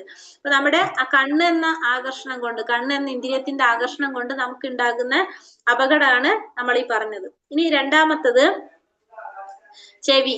അതായത് ഇവിടെ മാനിനെ കാണുന്നുണ്ട് നമ്മള്. മാനിന്റെ പ്രത്യേകത, മാനിന് ഓടക്കുഴലിന്റെ നാദം ഭയങ്കര ഇഷ്ടമാണ്, ഓടക്കുഴലിന്റെ നാദം. അപ്പൊ വേടന്മാരെന്ത് ചെയ്യും? ഇതിനെ പിടിക്കാൻ വേണ്ടിയിട്ട് ഓടക്കുഴൽ വിളിക്കും. ഓടക്കുഴൽ വിളിക്കുമ്പോ ഈ മാൻ അവിടെ നിന്നിട്ട് അത് ശ്രദ്ധയോടുകൂടി കേട്ട് നിൽക്കും. അപ്പൊ ആരെ പിടിക്കാൻ സാധിക്കും? മാനിനെ പിടിക്കാനായിട്ട് വേടന്മാർക്ക് സാധിക്കും. അപ്പൊ ആ മാനിന് ചെവി എന്ന ഇന്ദ്രിയം കൊണ്ട് ഉണ്ടാകുന്ന ബുദ്ധിമുട്ട്, ഉണ്ടായിരുന്ന അപകടമാണ് നമുക്കിപ്പോ ഇതിൽ മനസ്സിലാക്കാൻ സാധിക്കും. നമ്മുടെ ഇന്ദ്രിയങ്ങള് നമ്മള് എന്താണ് അപകടത്തിലേക്ക് കൊണ്ടുപോകും. നമ്മൾ അതിനോട് നമ്മൾ കൂടുതൽ ആകർഷണം ചെയ്യുമ്പോൾ നമുക്ക് ഉണ്ടാകുന്ന പ്രശ്നങ്ങൾ. ഇനി മൂന്നാമത്തത് ആന. എന്ന് വെച്ചിട്ടുണ്ടെങ്കിൽ ത്വക്ക് എന്ന ഇന്ദ്രിയം. അതായത് സാധാരണ എന്താ ചെയ്യുന്നത്? സാധാരണ ആണാനകളെ പിടിക്കാൻ വേണ്ടിയിട്ട് ഇടയ്ക്കിടയ്ക്ക് കുഴി കുഴിച്ചു വെക്കും. എന്നിട്ട് ഈ പെണ്ണാനകൾ മുന്നിൽ നടക്കും, അതിന്റെ പിറകെ തൊട്ടാണ് ആര് നടക്കുന്നത്? ആണാനകൾ നടക്കുക. അപ്പൊ ഈ പെണ്ണാനകൾക്ക് ട്രെയിനിങ് കൊടുത്തിട്ടുണ്ടാവും. ആ കുഴി വരുമ്പോ അവർക്ക് അറിയാതെ ക്രോസ് ചെയ്ത് കടന്നു പോകാൻ. പക്ഷെ ആണാനകൾ എന്ത് ചെയ്യും? ഇവരെ ഇങ്ങനെ മുട്ടി ഇങ്ങനെ പോയിക്കൊണ്ടിരിക്കുമ്പോ അവരൊന്നും നോക്കില്ല, ഇവര് ഇങ്ങനെ പോയിക്കൊണ്ടിരിക്കുക. അപ്പൊ ആ കുഴിയിൽ വീണിട്ട് ആരെ പിടിക്കാൻ സാധിക്കും? ഈ ആണാനകളെ പിടിക്കാനായിട്ട് സാധിക്കും. അപ്പൊ ഇവിടെ ത്വക്ക് എന്ന ഇന്ദ്രിയം കൊണ്ടാണ് ഇവിടെ ആർക്ക് പ്രശ്നം ഉണ്ടാകുന്നത്? ഈ ആനയ്ക്ക് പ്രോബ്ലം ഉണ്ടാകുന്നത്. അടുത്തത് താമരപ്പൂവിന്റെ വണ്ട്. അതായത് ആ വണ്ട് ഗന്ധം നുകരാനായിട്ട്, മൂക്ക് എന്നുള്ള ഇന്ദ്രിയം അല്ലെ, അത് ഗന്ധം നുകരാൻ വേണ്ടിയിട്ട് താമരപ്പൂ വിരിയുമ്പോ നല്ല മണമായിരിക്കും അല്ലെ. അപ്പൊ ഈ വണ്ട് എന്ത് ചെയ്യും? ആ സ്മെല്ല് വന്നിട്ട് വണ്ട് വന്നിട്ട് എന്ത് ചെയ്യും? ആ താമരലി വന്നിരിക്കും. ആ ഗന്ധത്തിന് വേണ്ടിയിട്ട്, ആ ഗന്ധമാണത്. അപ്പൊ കിട്ടാൻ വേണ്ടിയിട്ട് വന്നിരിക്കും. അപ്പൊ ആ സ്മെല്ല് വരുമ്പോഴാണ് ഇത് ഓടി വരുന്നത് അതിലേക്ക്. അപ്പൊ വന്നിരിക്കുമ്പോ വൈകുന്നേരം സൂര്യൻ അസ്തമിക്കും, എന്താണ്? താമര ചുരുങ്ങുമ്പോ ആ വണ്ട് അതിൽ ഇരുന്നിട്ട് ഒന്നുകിൽ അത് ചത്തുപോകും, അല്ലെങ്കിൽ അതിന് ബുദ്ധിമുട്ടുണ്ടാകുകയാണ് ചെയ്യുന്നത്, അപകടം സംഭവിക്കുകയാണ് ചെയ്യുന്നത്. ഇവിടെ ഏത് ഇന്ദ്രിയാണ് അവിടെ വർക്ക് ചെയ്യുന്നത്? നമ്മുടെ മൂക്ക് അല്ലെ. ഗന്ധം നുകരാനല്ലേ ചെയ്യുന്നത്. അപ്പൊ മൂക്ക് എന്ന് പറഞ്ഞ ഇന്ദ്രിയം കൊണ്ടുണ്ടാകുന്ന ആസ്വാദനം കൊണ്ടുണ്ടാകുന്ന ദുഃഖമാണ് നമ്മൾ അവിടെ കാണുന്നത്. ഇനി ലാസ്റ്റത്തത് നമ്മുടെ നാക്ക്. ഒരു മത്സ്യത്തിനെ പിടിക്കാൻ എന്ത് ചെയ്യും? വേറൊരു മത്സ്യത്തിനെ അതിന്റെ ചൂണ്ടമേൽ എന്താ പറയാ, മത്സ്യത്തെ പിടിക്കാൻ വേണ്ടിട്ട് ഇരയാക്കിയിട്ട് ഇടും. അപ്പൊ വേറൊരു മത്സ്യം വന്നിട്ട് ആ ആസ്വാദനം, നമ്മുടെ നാവിന്റെ ആസ്വാദനത്തിന് വേണ്ടിയിട്ട് അത് വന്നിട്ട് എന്ത് ചെയ്യും? അതിനെ പിടിക്കാൻ നോക്കും. സ്വാഭാവികമായിട്ടും ഇതും പിടിക്കപ്പെടും. അപ്പൊ അങ്ങനെ നാവ് എന്ന ഇന്ദ്രിയം കൊണ്ട് നമുക്ക് ആസ്വാദനം കൊണ്ട് നമുക്ക് ഉണ്ടാകുന്ന ദുഃഖം. അപ്പൊ നമ്മുടെ 5 ഇന്ദ്രിയങ്ങൾ കൊണ്ട് നമുക്ക് എങ്ങനെയൊക്കെ നമുക്ക് ദുഃഖം ഉണ്ടാകും എന്നുള്ളതാണ് ഈ ഒരു സ്ലൈഡിൽ നമുക്ക് മനസ്സിലാക്കി തരുന്നത്. ഇനി എങ്ങനെയുള്ളവർക്കാണ് ബ്രഹ്മനിർവാണം പോകാനായിട്ട് സാധിക്കാന്നാണ് അടുത്തതിൽ പറയുന്നത്. ലഭന്തേ ബ്രഹ്മനിർവാണ മൃഷയാ ക്ഷീണ കൽമഷഃ ചിന്നദ്വൈതായതാത്മാന സർവഭൂതാഹി രതഃ. ഇപ്പൊ ഇവിടെ എന്താ പറഞ്ഞത്? സംശയങ്ങളിൽ നിന്ന് ഉത്ഭവിക്കുന്ന ദ്വന്ദ്ങ്ങൾക്ക് അതീതരായവരും മനസ്സ് തന്നിൽ തന്നെ വ്യാപരിക്കുന്നവരും എപ്പോഴും സകല ജീവിജാലങ്ങളുടെയും ക്ഷേമൈശ്വര്യ പ്രവർത്തനങ്ങളിൽ തിരക്കിട്ട് പ്രവർത്തിച്ചു കൊണ്ടിരിക്കുന്നവരും സർവ്വപാപങ്ങളിൽ നിന്നും മോചനം നേടിയിട്ടുള്ളവർ ബ്രഹ്മനിർവാണം പോകുന്നു. അപ്പൊ ബ്രഹ്മനിർവാണം പോകാന്ന് വെച്ചാൽ ആദ്യം എന്താണെന്ന് നമുക്കറിയണം അല്ലെ? ബ്രഹ്മനിർവാണം പോകാന്ന് വെച്ചാല് ഭൗതികമായതിൽ നിന്ന് ആത്മീയമായതിലേക്ക് കടക്കാം. അതായത് ഭൗതിക ലോകത്തു നിന്ന് ആത്മീയ ലോകത്തിലേക്ക് കടക്കാം, അല്ലെങ്കിൽ നമ്മൾ ഈ ഭൗതിക പ്രപഞ്ചത്തിൽ നിന്ന് ആത്മീയ പ്രപഞ്ചത്തിലേക്ക് കടക്കാം, അല്ലെങ്കിൽ നമ്മൾ ഈ ജനന മരണ ചക്രത്തിൽ നിന്ന് അതില്ലാത്തൊരവസ്ഥയിലേക്ക് കടക്കാം. എങ്ങനെ വേണമെങ്കിലും നമുക്ക് പറയാം. അതിനാണ് നമ്മൾ എന്ന് പറയുന്നത് ബ്രഹ്മനിർവാണം പോവുക എന്ന് പറയാം. ബ്രഹ്മനിർവാണം എന്ന് വെച്ചാല് ഭൗതികമായതിൽ നിന്ന് ആത്മീയമായതിലേക്ക് കടക്കുന്നതിനാണ് ബ്രഹ്മനിർവാണം പോവുക എന്ന് പറയാം. അത് ആർക്കൊക്കെ സാധിക്കുന്നത്? സംശയങ്ങളിൽ നിന്ന് ഉത്ഭവിക്കുന്ന ദ്വന്ദ്ങ്ങൾക്ക് അതീതരായവര്. സംശയങ്ങളിൽ നിന്ന് ഉത്ഭവിക്കുന്ന ദ്വന്ദ്ങ്ങള്, നമുക്ക് സംശയങ്ങൾ ഉണ്ടാകുമ്പോഴാണ് ഇത് നടക്കോ അത് നടക്കോ എന്നുള്ളത് വരുന്നത് അല്ലെ? ആ സംശയങ്ങളൊക്കെ മാറി ആ ദ്വന്ദ്ങ്ങൾക്ക് അതീതരായവർ, ഇത് രണ്ടിനും അതീതരായവര്, മനസ്സ് തന്നിൽ തന്നെ വ്യാപരിക്കുന്നവര്. മനസ്സ് തന്നിൽ തന്നെ വ്യാപരിക്കാന്ന് പറയാല് വേറെ ഒന്നിനെ കുറിച്ചും ചിന്തിക്കാതെ എന്തിലും മാത്രം ചിന്തിക്കുക? ആത്മാവിനെ കുറിച്ച്, ആത്മാവിന്റെ സാക്ഷാത്കാരത്തെ കുറിച്ച് മാത്രം ചിന്തിക്കുന്നവര്, അവരാണ് മനസ്സ് തന്നിൽ തന്നെ വ്യാപരിക്കാന്ന് പറഞ്ഞാൽ വേറെ ഒന്നിനെ കുറിച്ചും ചിന്തയില്ല. എന്തിനെ കുറിച്ച് മാത്രമേ ഉള്ളൂ? ആത്മസാക്ഷാത്കാരത്തിനെ കുറിച്ച്, അത് ആത്മാവിനെ കുറിച്ച് മാത്രം ചിന്തിക്കുന്നവര്, എപ്പോഴും സകല ജീവജാലങ്ങളുടെയും ക്ഷേമൈശ്വര്യ പ്രവർത്തനങ്ങളിൽ തിരക്കിട്ട് പ്രവർത്തിച്ചു കൊണ്ടിരിക്കുന്നവര്, എപ്പോഴും സകല ജീവജാലങ്ങളുടെയും ക്ഷേമൈശ്വര്യ പ്രവർത്തനങ്ങളിൽ തിരക്കിട്ട് പ്രവർത്തിച്ചു കൊണ്ടിരിക്കുക. അപ്പൊ മറ്റുള്ളവർക്ക് ക്ഷേമം വരുന്ന പ്രവൃത്തി ഏതാണ്? ഭഗവാനായിട്ട് കണക്ട് ചെയ്യിക്കുക എന്നുള്ളതാണ് അല്ലെ? അപ്പൊ അത് എനിക്ക് മനസ്സിലായി, അപ്പൊ ഞാൻ എന്ത് ചെയ്യും? വേറൊരാൾക്കും കൂടി അത് പറഞ്ഞു കൊടുക്കാൻ ശ്രമിക്കും. മറ്റുള്ളവരുടെ ക്ഷേമ പ്രവർത്തനങ്ങൾ എന്ന് ഉദ്ദേശിക്കുന്നത് എപ്പോഴാണ് ഒരാൾക്ക് ക്ഷേമം ഉണ്ടാകുന്നത്? ഭഗവാനെ കുറിച്ച് മനസ്സിലാക്കാൻ സാധിക്കുമ്പോൾ. അപ്പൊ അങ്ങനെ ഉള്ള പ്രവർത്തികൾക്ക്, മറ്റുള്ളവരുടെ ക്ഷേമ പ്രവർത്തനങ്ങൾക്ക് വേണ്ടിയിട്ട് തിരക്കിട്ട് പരിശ്രമിച്ചു കൊണ്ടിരിക്കുന്നത്, എനിക്ക് മനസ്സിലായ അറിവ് ഞാൻ എന്ത് ചെയ്യും? മറ്റുള്ളവരിൽക്കും പറഞ്ഞു കൊടുക്കാൻ ശ്രമിക്കും. അവരെയും കൂടി ഭഗവാനെ കുറിച്ച് അറിയിക്കാൻ ശ്രമിക്കും, ഭഗവാനിലേക്ക് അടുപ്പിക്കാൻ ശ്രമിക്കും. അങ്ങനെയുള്ളവർക്കും സർവ്വ പാപങ്ങളിൽ നിന്നും മോചനം നേടിയവരുമായിട്ടുള്ളവർ ബ്രഹ്മനിർവാണം പോകാൻ സാധിക്കും. അപ്പൊ ഇങ്ങനെയൊക്കെ ചെയ്യുന്നവർക്ക് എന്ത് സാധിക്കും? അങ്ങനെ പ്രവർത്തിച്ചു കൊണ്ടിരിക്കുന്നവരും സർവ്വ പാപങ്ങളിൽ നിന്നും മോചനം നേടിയവർക്കും എന്ത് സാധിക്കും? ബ്രഹ്മനിർവാണം പോകാനായിട്ട് സാധിക്കും. ഇപ്പൊ ബ്രഹ്മനിർവാണം പോകാന്ന് വെച്ചാൽ എന്താണ്? നമ്മുടെ ഈ ഭൗതികമായ ലോകത്തിൽ നിന്ന് ആത്മീയ ലോകത്തിലേക്ക് പോകാം. ഇത് നമുക്ക് എന്ത് പറയാം? ബ്രഹ്മനിർവാണം പോകാന്ന് പറയാം. ഇനി എങ്ങനെയുള്ളവർക്ക് പരമപദ പ്രാപ്തി കിട്ടുന്ന ഭഗവാൻ പറയുന്നത്? കാമ ക്രോധ വിമുക്താനാം യതീനാം യതചേതസാം അഭീതോ ബ്രഹ്മനിർവാണം വർത്തതേ വിദിതാത്മനാം. കാമക്രോധങ്ങൾ ഒഴിഞ്ഞ് അച്ചടക്കത്തോടെ പരിപൂർണതയ്ക്ക് വേണ്ടി അനവരതം യത്നിക്കുന്ന ആത്മസാക്ഷാത്കാരം നേടിയവർക്ക് അചിരേണ പരമപദ പ്രാപ്തി സുനിശ്ചിതമാണ്. അപ്പൊ കാമക്രോധങ്ങളെല്ലാം ഒഴിഞ്ഞ്, കാമം ക്രോധമൊക്കെ മാറി അച്ചടക്കത്തോടെ പരിപൂർണതയ്ക്ക് വേണ്ടിയിട്ട് പരിശ്രമിക്കുന്നവര്, ആത്മസാക്ഷാത്കാരം നേടിയവർക്ക് അചിരേണ എന്ത് സാധിക്കും? പരമപദ പ്രാപ്തി നേടാനായിട്ട് സാധിക്കും. അപ്പൊ കാമവും ക്രോധമൊക്കെ മാറി അച്ചടക്കത്തോടെ എന്തിനു വേണ്ടി ശ്രമിക്കാണ്? പരിപൂർണതയ്ക്ക് വേണ്ടിയിട്ട്. പരിപൂർണത എന്ന് വെച്ചാൽ എന്താണ്? നമ്മൾ പറഞ്ഞു, ആത്മാവിന്റെ സാക്ഷാത്കാരം നേടാൻ സാധിക്കും അല്ലെ? അത് ശ്രമിക്കുന്നവർക്ക് എന്ത് സാധിക്കും? അങ്ങനെ അനവരതം യത്നിക്കുന്ന ആത്മസാക്ഷാത്കാരം നേടിയവർക്ക് അചിരേണ പരമപദപ്രാപ്തി സുനിശ്ചിതമാണ്. അപ്പൊ അങ്ങനെയുള്ളവർക്ക് എന്ത് സാധിക്കാണ്? പരമപദം പോകാനായിട്ട് സാധിക്കും. നോട്ടം കൊണ്ട് മാത്രമാണ് മത്സ്യം കുഞ്ഞുങ്ങളെ പോറ്റുന്നത്, ആമ ധ്യാനം കൊണ്ടും. ആമ കരയിലാണ് മുട്ടയിടുന്നത്, വെള്ളത്തിൽ കിടന്നുകൊണ്ട് ആ മുട്ടകളിൽ മനസ്സൂന്നുകയും ചെയ്യുന്നു. അതുപോലെ കൃഷ്ണാവബോധമുള്ള ഭക്തനും ഭഗവത്ധാമത്തിൽ നിന്ന് വിദൂരസ്ഥനെങ്കിലും നിരന്തരമായ ധ്യാനം കൊണ്ടും കൃഷ്ണാവബോധ പ്രവർത്തനം കൊണ്ടും ആ ധാമത്തിലേക്ക് ഉയരാം. ഭൗതിക ക്ലേശങ്ങളുടെ ആഘാതം അയാൾക്ക് അനുഭവപ്പെടില്ല. സദാ പരമപുരുഷനിൽ മുഴുകിയിരിക്കുന്നത് മൂലം പ്രാപഞ്ചിക ക്ലേശങ്ങൾ തീണ്ടാത്ത അവസ്ഥയാണ് ബ്രഹ്മനിർവാണം. അപ്പൊ മത്സ്യം കുഞ്ഞുങ്ങളെ പോറ്റുന്നത് എങ്ങനെയാണ്? നോട്ടം കൊണ്ടാണ് മത്സ്യം പോറ്റുന്നത്. ആമയാണെങ്കിലോ ധ്യാനത്തിലൂടെ. ആമ കരയിൽ മുട്ടയിടും, അങ്ങനെ വെള്ളത്തിൽ ചെന്ന് കിടന്ന് ആ മുട്ടയിൽ മനസ്സൂനും. ധ്യാനത്തിലൂടെയാണ് അങ്ങനെ ആമ കരയിൽ മുട്ടയിടുന്ന കരയിലുള്ള മുട്ടയെ ധ്യാനത്തിലൂടെയാണ് കുഞ്ഞുങ്ങളെ വിരിക്കുന്നത്. അതുപോലെ തന്നെ കൃഷ്ണാവബോധമുള്ള ഒരു ഭക്തൻ ഭഗവത്ധാമത്തിൽ നിന്ന് വിദൂരസ്ഥനെങ്കിലും നിരന്തരമായിട്ടുള്ള ധ്യാനം കൊണ്ട് കൃഷ്ണാവബോധ പ്രവർത്തനം കൊണ്ടും ആ ധാമത്തിലേക്ക് സ്വയം ഉയരാനായിട്ട് സാധിക്കും. അപ്പൊ അങ്ങനെ കൃഷ്ണാവബോധത്തിലുള്ള ഒരു ഭക്തന് ഭഗവാന്റെ ധാമം എവിടെയാണ്? ഗോലോക വൃന്ദാവനം. വളരെ ദൂരത്താണ് നമ്മുടെ ഭൗതിക ലോകത്തിൽ നിന്ന്. പക്ഷെ അത്രയും വിദൂരത്തിലാണെങ്കിലും നിരന്തരമായിട്ട് ഭഗവാനെ ധ്യാനിക്കുന്നതിലൂടെ കൃഷ്ണാവബോധ പ്രവർത്തനം കൊണ്ടും ആ ധാമത്തിലേക്ക് ഉയരാൻ ആർക്ക് സാധിക്കാണ്? ആ ഭക്തന് സാധിക്കാണ്. ധ്യാനത്തിലൂടെ ഭഗവാന്റെ അടുത്തേക്ക് എത്താനായിട്ട് ആ ഭക്തന് സാധിക്കും. അങ്ങനെയുള്ള ഭക്തൻ എന്ത് അനുഭവിക്കുന്നില്ല? ഭൗതികമായ ക്ലേശങ്ങളുടെ ആഘാതം ഒരിക്കലും ആ ഭക്തൻ അനുഭവപ്പെടില്ല. ഭഗവാനിൽ എപ്പോഴും മുഴുകിയിരിക്കുന്നത് കൊണ്ട് പ്രാപഞ്ചിക ക്ലേശങ്ങളൊന്നും ആ ഭക്തനെ ബാധിക്കുന്നില്ല. അങ്ങനെയുള്ള ഒരു അവസ്ഥയാണ് നമുക്ക് എന്ത് പറയാം? ബ്രഹ്മനിർവാണം എന്ന് പറയാം. പ്രാപഞ്ചിക ക്ലേശം എന്ന് പറഞ്ഞാല് നമ്മൾ ഈ ഭൗതിക പ്രപഞ്ചത്തിൽ ഉണ്ടാകുന്ന ക്ലേശങ്ങൾ, അതൊന്നും നമ്മളെ ബാധിക്കുന്നില്ല. ആ ഒരു അവസ്ഥയെ നമുക്ക് എന്ത് പറയാം? ബ്രഹ്മനിർവാണം എന്ന് പറയാനായിട്ട് സാധിക്കും. അപ്പൊ കൃഷ്ണാവബോധത്തിലുള്ള ഒരു ഭക്തൻ എങ്ങനെയാണ്? ഭഗവാന്റെ ധാമത്തിൽ നിന്ന് എത്ര വിദൂരസ്ഥയിലാണെങ്കിലും അദ്ദേഹത്തിന് ധ്യാനത്തിലൂടെ എന്ത് സാധിക്കും?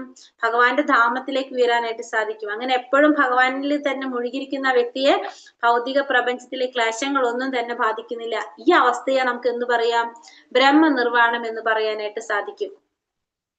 ഭോക്താരാം യജ്ഞ തപസാം സർവലോകാമഹേശ്വരം സുഹൃദം സർവഭൂതാനാം ജ്ഞാത്വാ മാം ശാന്തി മൃച്ഛതി.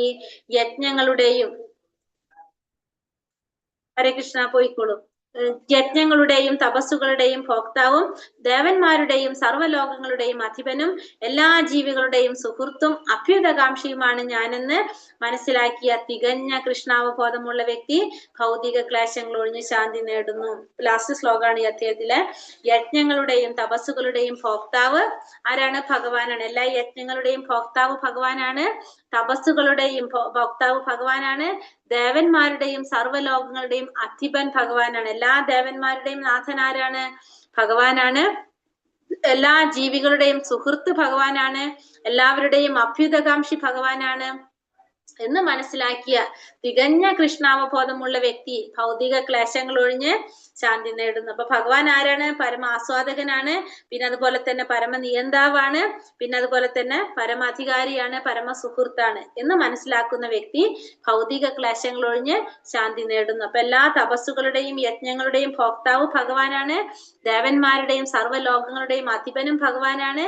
എല്ലാ ജീവികളുടെ സുഹൃത്തും ഭഗവാനാണ്.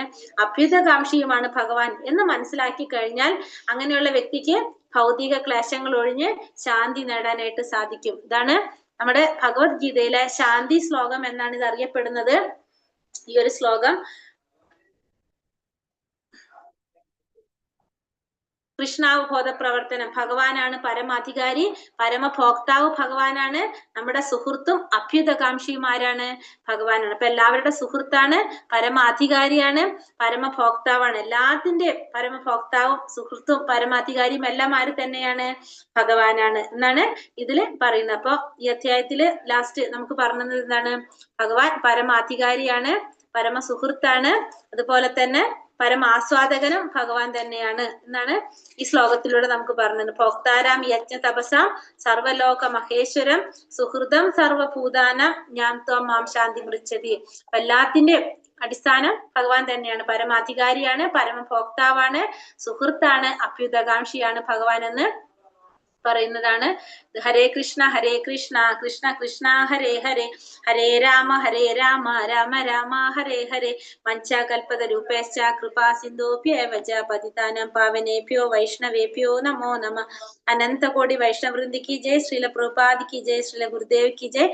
നിതായ് ഗൗരബ്രഹ്മാനന്ദേ. ഹരി ഹരി ബോൾ. ഹരേ കൃഷ്ണ. ഹരേ കൃഷ്ണ മാതാജി. ഹരേ കൃഷ്ണ.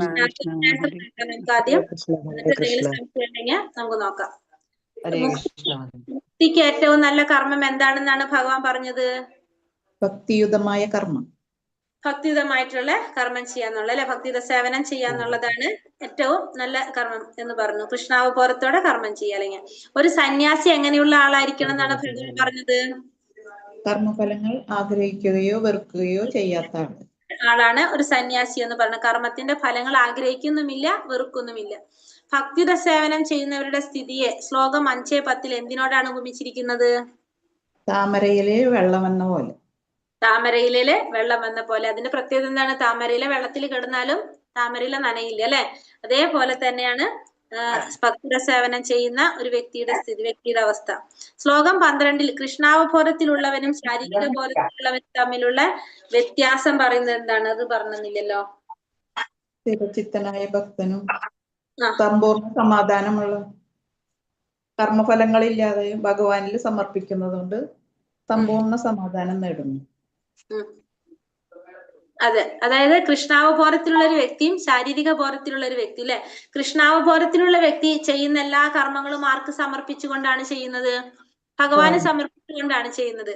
അപ്പൊ ഭഗവാന് സമർപ്പിച്ച് ചെയ്യുന്നത് കൊണ്ട് തന്നെ ആ വ്യക്തി ചെയ്യുന്ന കർമ്മത്തിന്റെ ഫലം ആഗ്രഹിക്കുന്നില്ല. ഒരു പ്രവൃത്തി ചെയ്തു, അതിപ്പോ യുദ്ധം തന്നെ എടുക്കൂ, യുദ്ധം ചെയ്തു, യുദ്ധത്തിൽ ജയിക്കോ തോൽക്കോ എന്നുള്ളത് ആര് ചിന്തിക്കുന്നില്ല? കൃഷ്ണാവബോധത്തിലുള്ള വ്യക്തി ചിന്തിക്കുന്നില്ല. അതുകൊണ്ട് ആ വ്യക്തിക്ക് എന്തില്ല? ടെൻഷൻ ഇല്ല, സമാധാനം ഉണ്ട് അല്ലെ. നേരെ മറിച്ച് ശാരീരിക ബോധത്തിലുള്ള ഒരു വ്യക്തി എന്താണ്? യുദ്ധം ചെയ്യുമ്പോ ഞാൻ ജയിക്കോ ഞാൻ തോൽക്കോ എന്ന് പേടിച്ച് വിഷമിച്ച് ചെയ്യുമ്പോ സ്വാഭാവികമായിട്ടും എന്താണ്? നമ്മളെ സമാധാനം ഉള്ളത് പോകും. നമ്മൾ എപ്പോഴും അതിനെ കുറിച്ച് മാത്രം ചിന്തിച്ചുകൊണ്ടിരിക്കും. ലീവ് ചെയ്തോളൂ, ക്വസ്റ്റ്യൻ ആൻസർ പറയാണ്. ലീവ് ചെയ്യേണ്ടവർക്ക് ലീവ് ചെയ്യാം കേട്ടോ, ക്ലാസ് കഴിഞ്ഞു. അപ്പൊ നമ്മളെ സമാധാനം പോയിക്കൊണ്ടിരിക്കും അല്ലെ. അപ്പൊ നമ്മള് ശാരീരിക ബോധത്തിൽ ഇരിക്കുന്ന വ്യക്തിക്ക് എപ്പോഴും എന്തായിരിക്കും? സമ്പൂർണ്ണ സമാധാനം ഉണ്ടാവില്ല. ശാരീരിക ബോധത്തിൽ സമാധാനം ഉണ്ടാവില്ല. പക്ഷെ കൃഷ്ണാവബോധത്തിലാണെങ്കിൽ വ്യക്തിക്ക് സമാധാനം ഉണ്ടാവും, സമ്പൂർണ്ണ സമാധാനം. അപ്പൊ കൃഷ്ണാവബോധത്തിൽ ഇരിക്കുന്ന വ്യക്തി ഭഗവാനിൽ ആസക്തനായിരിക്കും. ശാരീരിക ബോധത്തിൽ ഇരിക്കുന്ന വ്യക്തി സ്വന്തം കർമ്മത്തിന്റെ ഫലത്തിൽ ആസക്തനായിരിക്കും അല്ലെ. സ്വന്തം കർമ്മത്തിന്റെ ഫലത്തിൽ ആസക്തനായിരിക്കും ശാരീരിക ബോധത്തിൽ ഇരിക്കുന്ന വ്യക്തി. കൃഷ്ണാവബോധത്തിൽ ഇരിക്കുന്ന വ്യക്തി ഭഗവാനിൽ ആസക്തനായിരിക്കും. ആണോ അല്ലെ പറഞ്ഞത്? ഹരേ കൃഷ്ണ. അത് മനസ്സിലായല്ലോ അല്ലെ എല്ലാവർക്കും? പിന്നെ 17ാമത്തെ ശ്ലോകത്തില് എങ്ങനെയുള്ളവർക്കാണ് മുക്തിമാർഗത്തിൽ മുന്നേറാൻ സാധിക്കുന്നത്? ബുദ്ധിയും മനസ്സും വിശ്വാസം ആശ്രയം എല്ലാം ഭഗവാനിൽ അർപ്പിക്കുക. 4 കാര്യങ്ങൾ: ബുദ്ധി, മനസ്സ്, വിശ്വാസം, ആശ്രയം. നമുക്ക് നമ്മുടെ ബുദ്ധിയും മനസ്സും ഭഗവാനിൽ അർപ്പിക്കണം, ഭഗവാനിൽ വിശ്വാസം ഉണ്ടാവണം, പിന്നെ അതുപോലെ തന്നെ നമുക്ക് ഭഗവാനാണ് നമ്മുടെ ആശ്രയം, അത് നമുക്കുണ്ടാവും. ഈ 4 കാര്യങ്ങൾ ഭഗവാന് സമർപ്പിച്ചു കഴിഞ്ഞാൽ നമുക്ക് സ്വാഭാവികമായിട്ടും മുക്തിമാർഗത്തിൽ മുന്നേറാനായിട്ട് സാധിക്കും. 18ാമത്തെ ശ്ലോകത്തിൽ എന്തിനെ കുറിച്ചാണ് പറയുന്നത്? എല്ലാവരെയും സമദൃഷ്ടിയോടെ കാണാൻ കഴിയുക സാധിക്കുന്ന വിദ്യാവിനയ സമ്പന്ന അല്ലെ. ഒരു കുറിച്ച പറയണ വിദ്യാവിനയ സമ്പന്നെ ബ്രഹ്മണേ ഗവി ഹസ്തിനി ശുനി ചൈവ ശൊപാക്കേച്ച പണ്ഡിത സമദർശിന. ഒരു പണ്ഡിതനായ വ്യക്തി, അതായത് ഭഗവാനെ കുറിച്ച് ജ്ഞാനം നേടിയൊരു വ്യക്തി ബ്രാഹ്മണനെയും നായയെയും നായ്മാംസം ഭക്ഷിക്കുന്ന ചണ്ടാലനെയും എല്ലാവരെയും ഒരുപോലെ കാണാൻ ആർക്ക് സാധിക്കും? ആ പണ്ഡിതന് സാധിക്കും. അതാണ് 18ാമത്തെ ശ്ലോകത്തിൽ പറയുന്നത്. ആത്മസാക്ഷാത്കാരം ലഭിച്ച വ്യക്തിയുടെ ലക്ഷണങ്ങൾ എന്തെല്ലാമാണ്? ആനന്ദത്തിൽ ആഹ്ലാദിക്കുകയോ ദുഃഖങ്ങളിൽ ദുഃഖിക്കുകയോ ചെയ്യാത്തവർ അല്ലെ. സ്ഥിരബുദ്ധിയോടെ അസംഭ്രാന്തനായിട്ട് ദൈവശാസ്ത്രജ്ഞാനിയായിട്ട് ജീവിക്കുന്നവനായിരിക്കും ആ വ്യക്തി ഭൗതികത്തിന് അതീതനായ വ്യക്തിയായിരിക്കും. സന്തോഷം വന്നാൽ കൂടുതൽ സന്തോഷിക്കുന്നില്ല, ദുഃഖം വന്നാൽ കൂടുതൽ ദുഃഖിക്കുന്നില്ല. എപ്പോഴും എങ്ങനെയായിരിക്കും? സ്ഥിരബുദ്ധിയോടെ ആയിരിക്കും ഇരിക്കുന്നത്, സംഭ്രാന്തി ഇല്ലാതെയായിരിക്കും, അതുപോലെ തന്നെ ദൈവശാസ്ത്രജ്ഞാനിയായിരിക്കും, പിന്നെ ഭൗതികത്തിന് അതീതനായ വ്യക്തിയായിരിക്കും. അങ്ങനെയുള്ള ഒരു വ്യക്തി ആയിരിക്കും ആര്? അതാണ് ആരുടെ ലക്ഷണം? ആത്മസാക്ഷാത്കാരം ലഭിച്ച ഒരു വ്യക്തിയുടെ ലക്ഷണം എന്ന് പറയുന്നത്. 5 ഇന്ദ്രിയങ്ങൾ കൊണ്ടുള്ള ആസ്വാദനത്തിന്റെ ഫലമായിട്ട് ദുഃഖം ഉണ്ടാകുന്നതിന് ഉദാഹരണം നമുക്കറിയാം അല്ലെ. ഫസ്റ്റ് കണ്ണെന്ന് പറഞ്ഞ ഇന്ദ്രിയത്തിന്റെ ഈയാമ്പാറ്റ അപകടത്തിൽ പെടുന്നത്. അടുത്തത് ചെവി, മാനിനെ പിടിക്കാനായിട്ട് പോണത് അല്ലെ, മാനിനെ അപകടത്തിൽപ്പെടുന്നത്. 3ാമത്തത് ഏതാണ്? ചെവി കഴിഞ്ഞാല് ആനയ്ക്ക് ഉണ്ടാകുന്ന അപകടം. പിന്നെ അത് കഴിഞ്ഞിട്ട് മൂക്ക്, താമര, വണ്ട്, പിന്നെ മത്സ്യത്തിന് അതായത് നാവിന്റെ ആസ്വാദനം, മറ്റേത് ഗന്ധം, അത് മൂക്കിന്റെ ആസ്വാദനം കൊണ്ടുണ്ടാകുന്നത് അല്ലെ, വണ്ടിന് അപകടം സംഭവിക്കുന്നതാണ് പറഞ്ഞത്. പിന്നെ അടുത്തത് ബ്രഹ്മനിർവാണം എന്നാൽ എന്താണ് അർത്ഥാക്കുന്നത്? ഭൗതികമായതിൽ നിന്ന് ആത്മീയതയിലേക്ക് കടക്കുന്നു. അതിനാണ് ബ്രഹ്മനിർവാണം എന്ന് വെച്ചാൽ ഭൗതികത്തിൽ നിന്ന് ആത്മീയത്തിലേക്ക് കടക്കുന്നതിന് ബ്രഹ്മനിർവാണം എന്ന് പറയാനായിട്ട് സാധിക്കും. ഭഗവത്ഗീതയിലെ ശാന്തി ശ്ലോകം എന്നറിയപ്പെടുന്നത് ഏത് ശ്ലോകാണ്? കൃഷ്ണ കാമക്രോധങ്ങൾ ഒഴിഞ്ഞ് അച്ചടക്കത്തോടെ പരിപൂർണതയ്ക്ക് വേണ്ടി പരിശ്രമിക്കുന്ന ശ്ലോകം ഏതാണ്? ലാസ്റ്റ് ശ്ലോകം 29. ഭോക്താരം യജ്ഞ തപസാം സർവലോകമഹേശ്വരം സുഹൃദം സർവഭൂതാനാം ജ്ഞാത്വാ മാം ശാന്തി മൃച്ഛതി. 29ാമത്തെ ശ്ലോകാണ് ഏത്? ഭഗവത്ഗീതയിൽ ശാന്തി ശ്ലോകം എന്ന് അറിയപ്പെടുന്നത്. 29ാമത്തെ ശ്ലോകം. ഹരേ കൃഷ്ണ.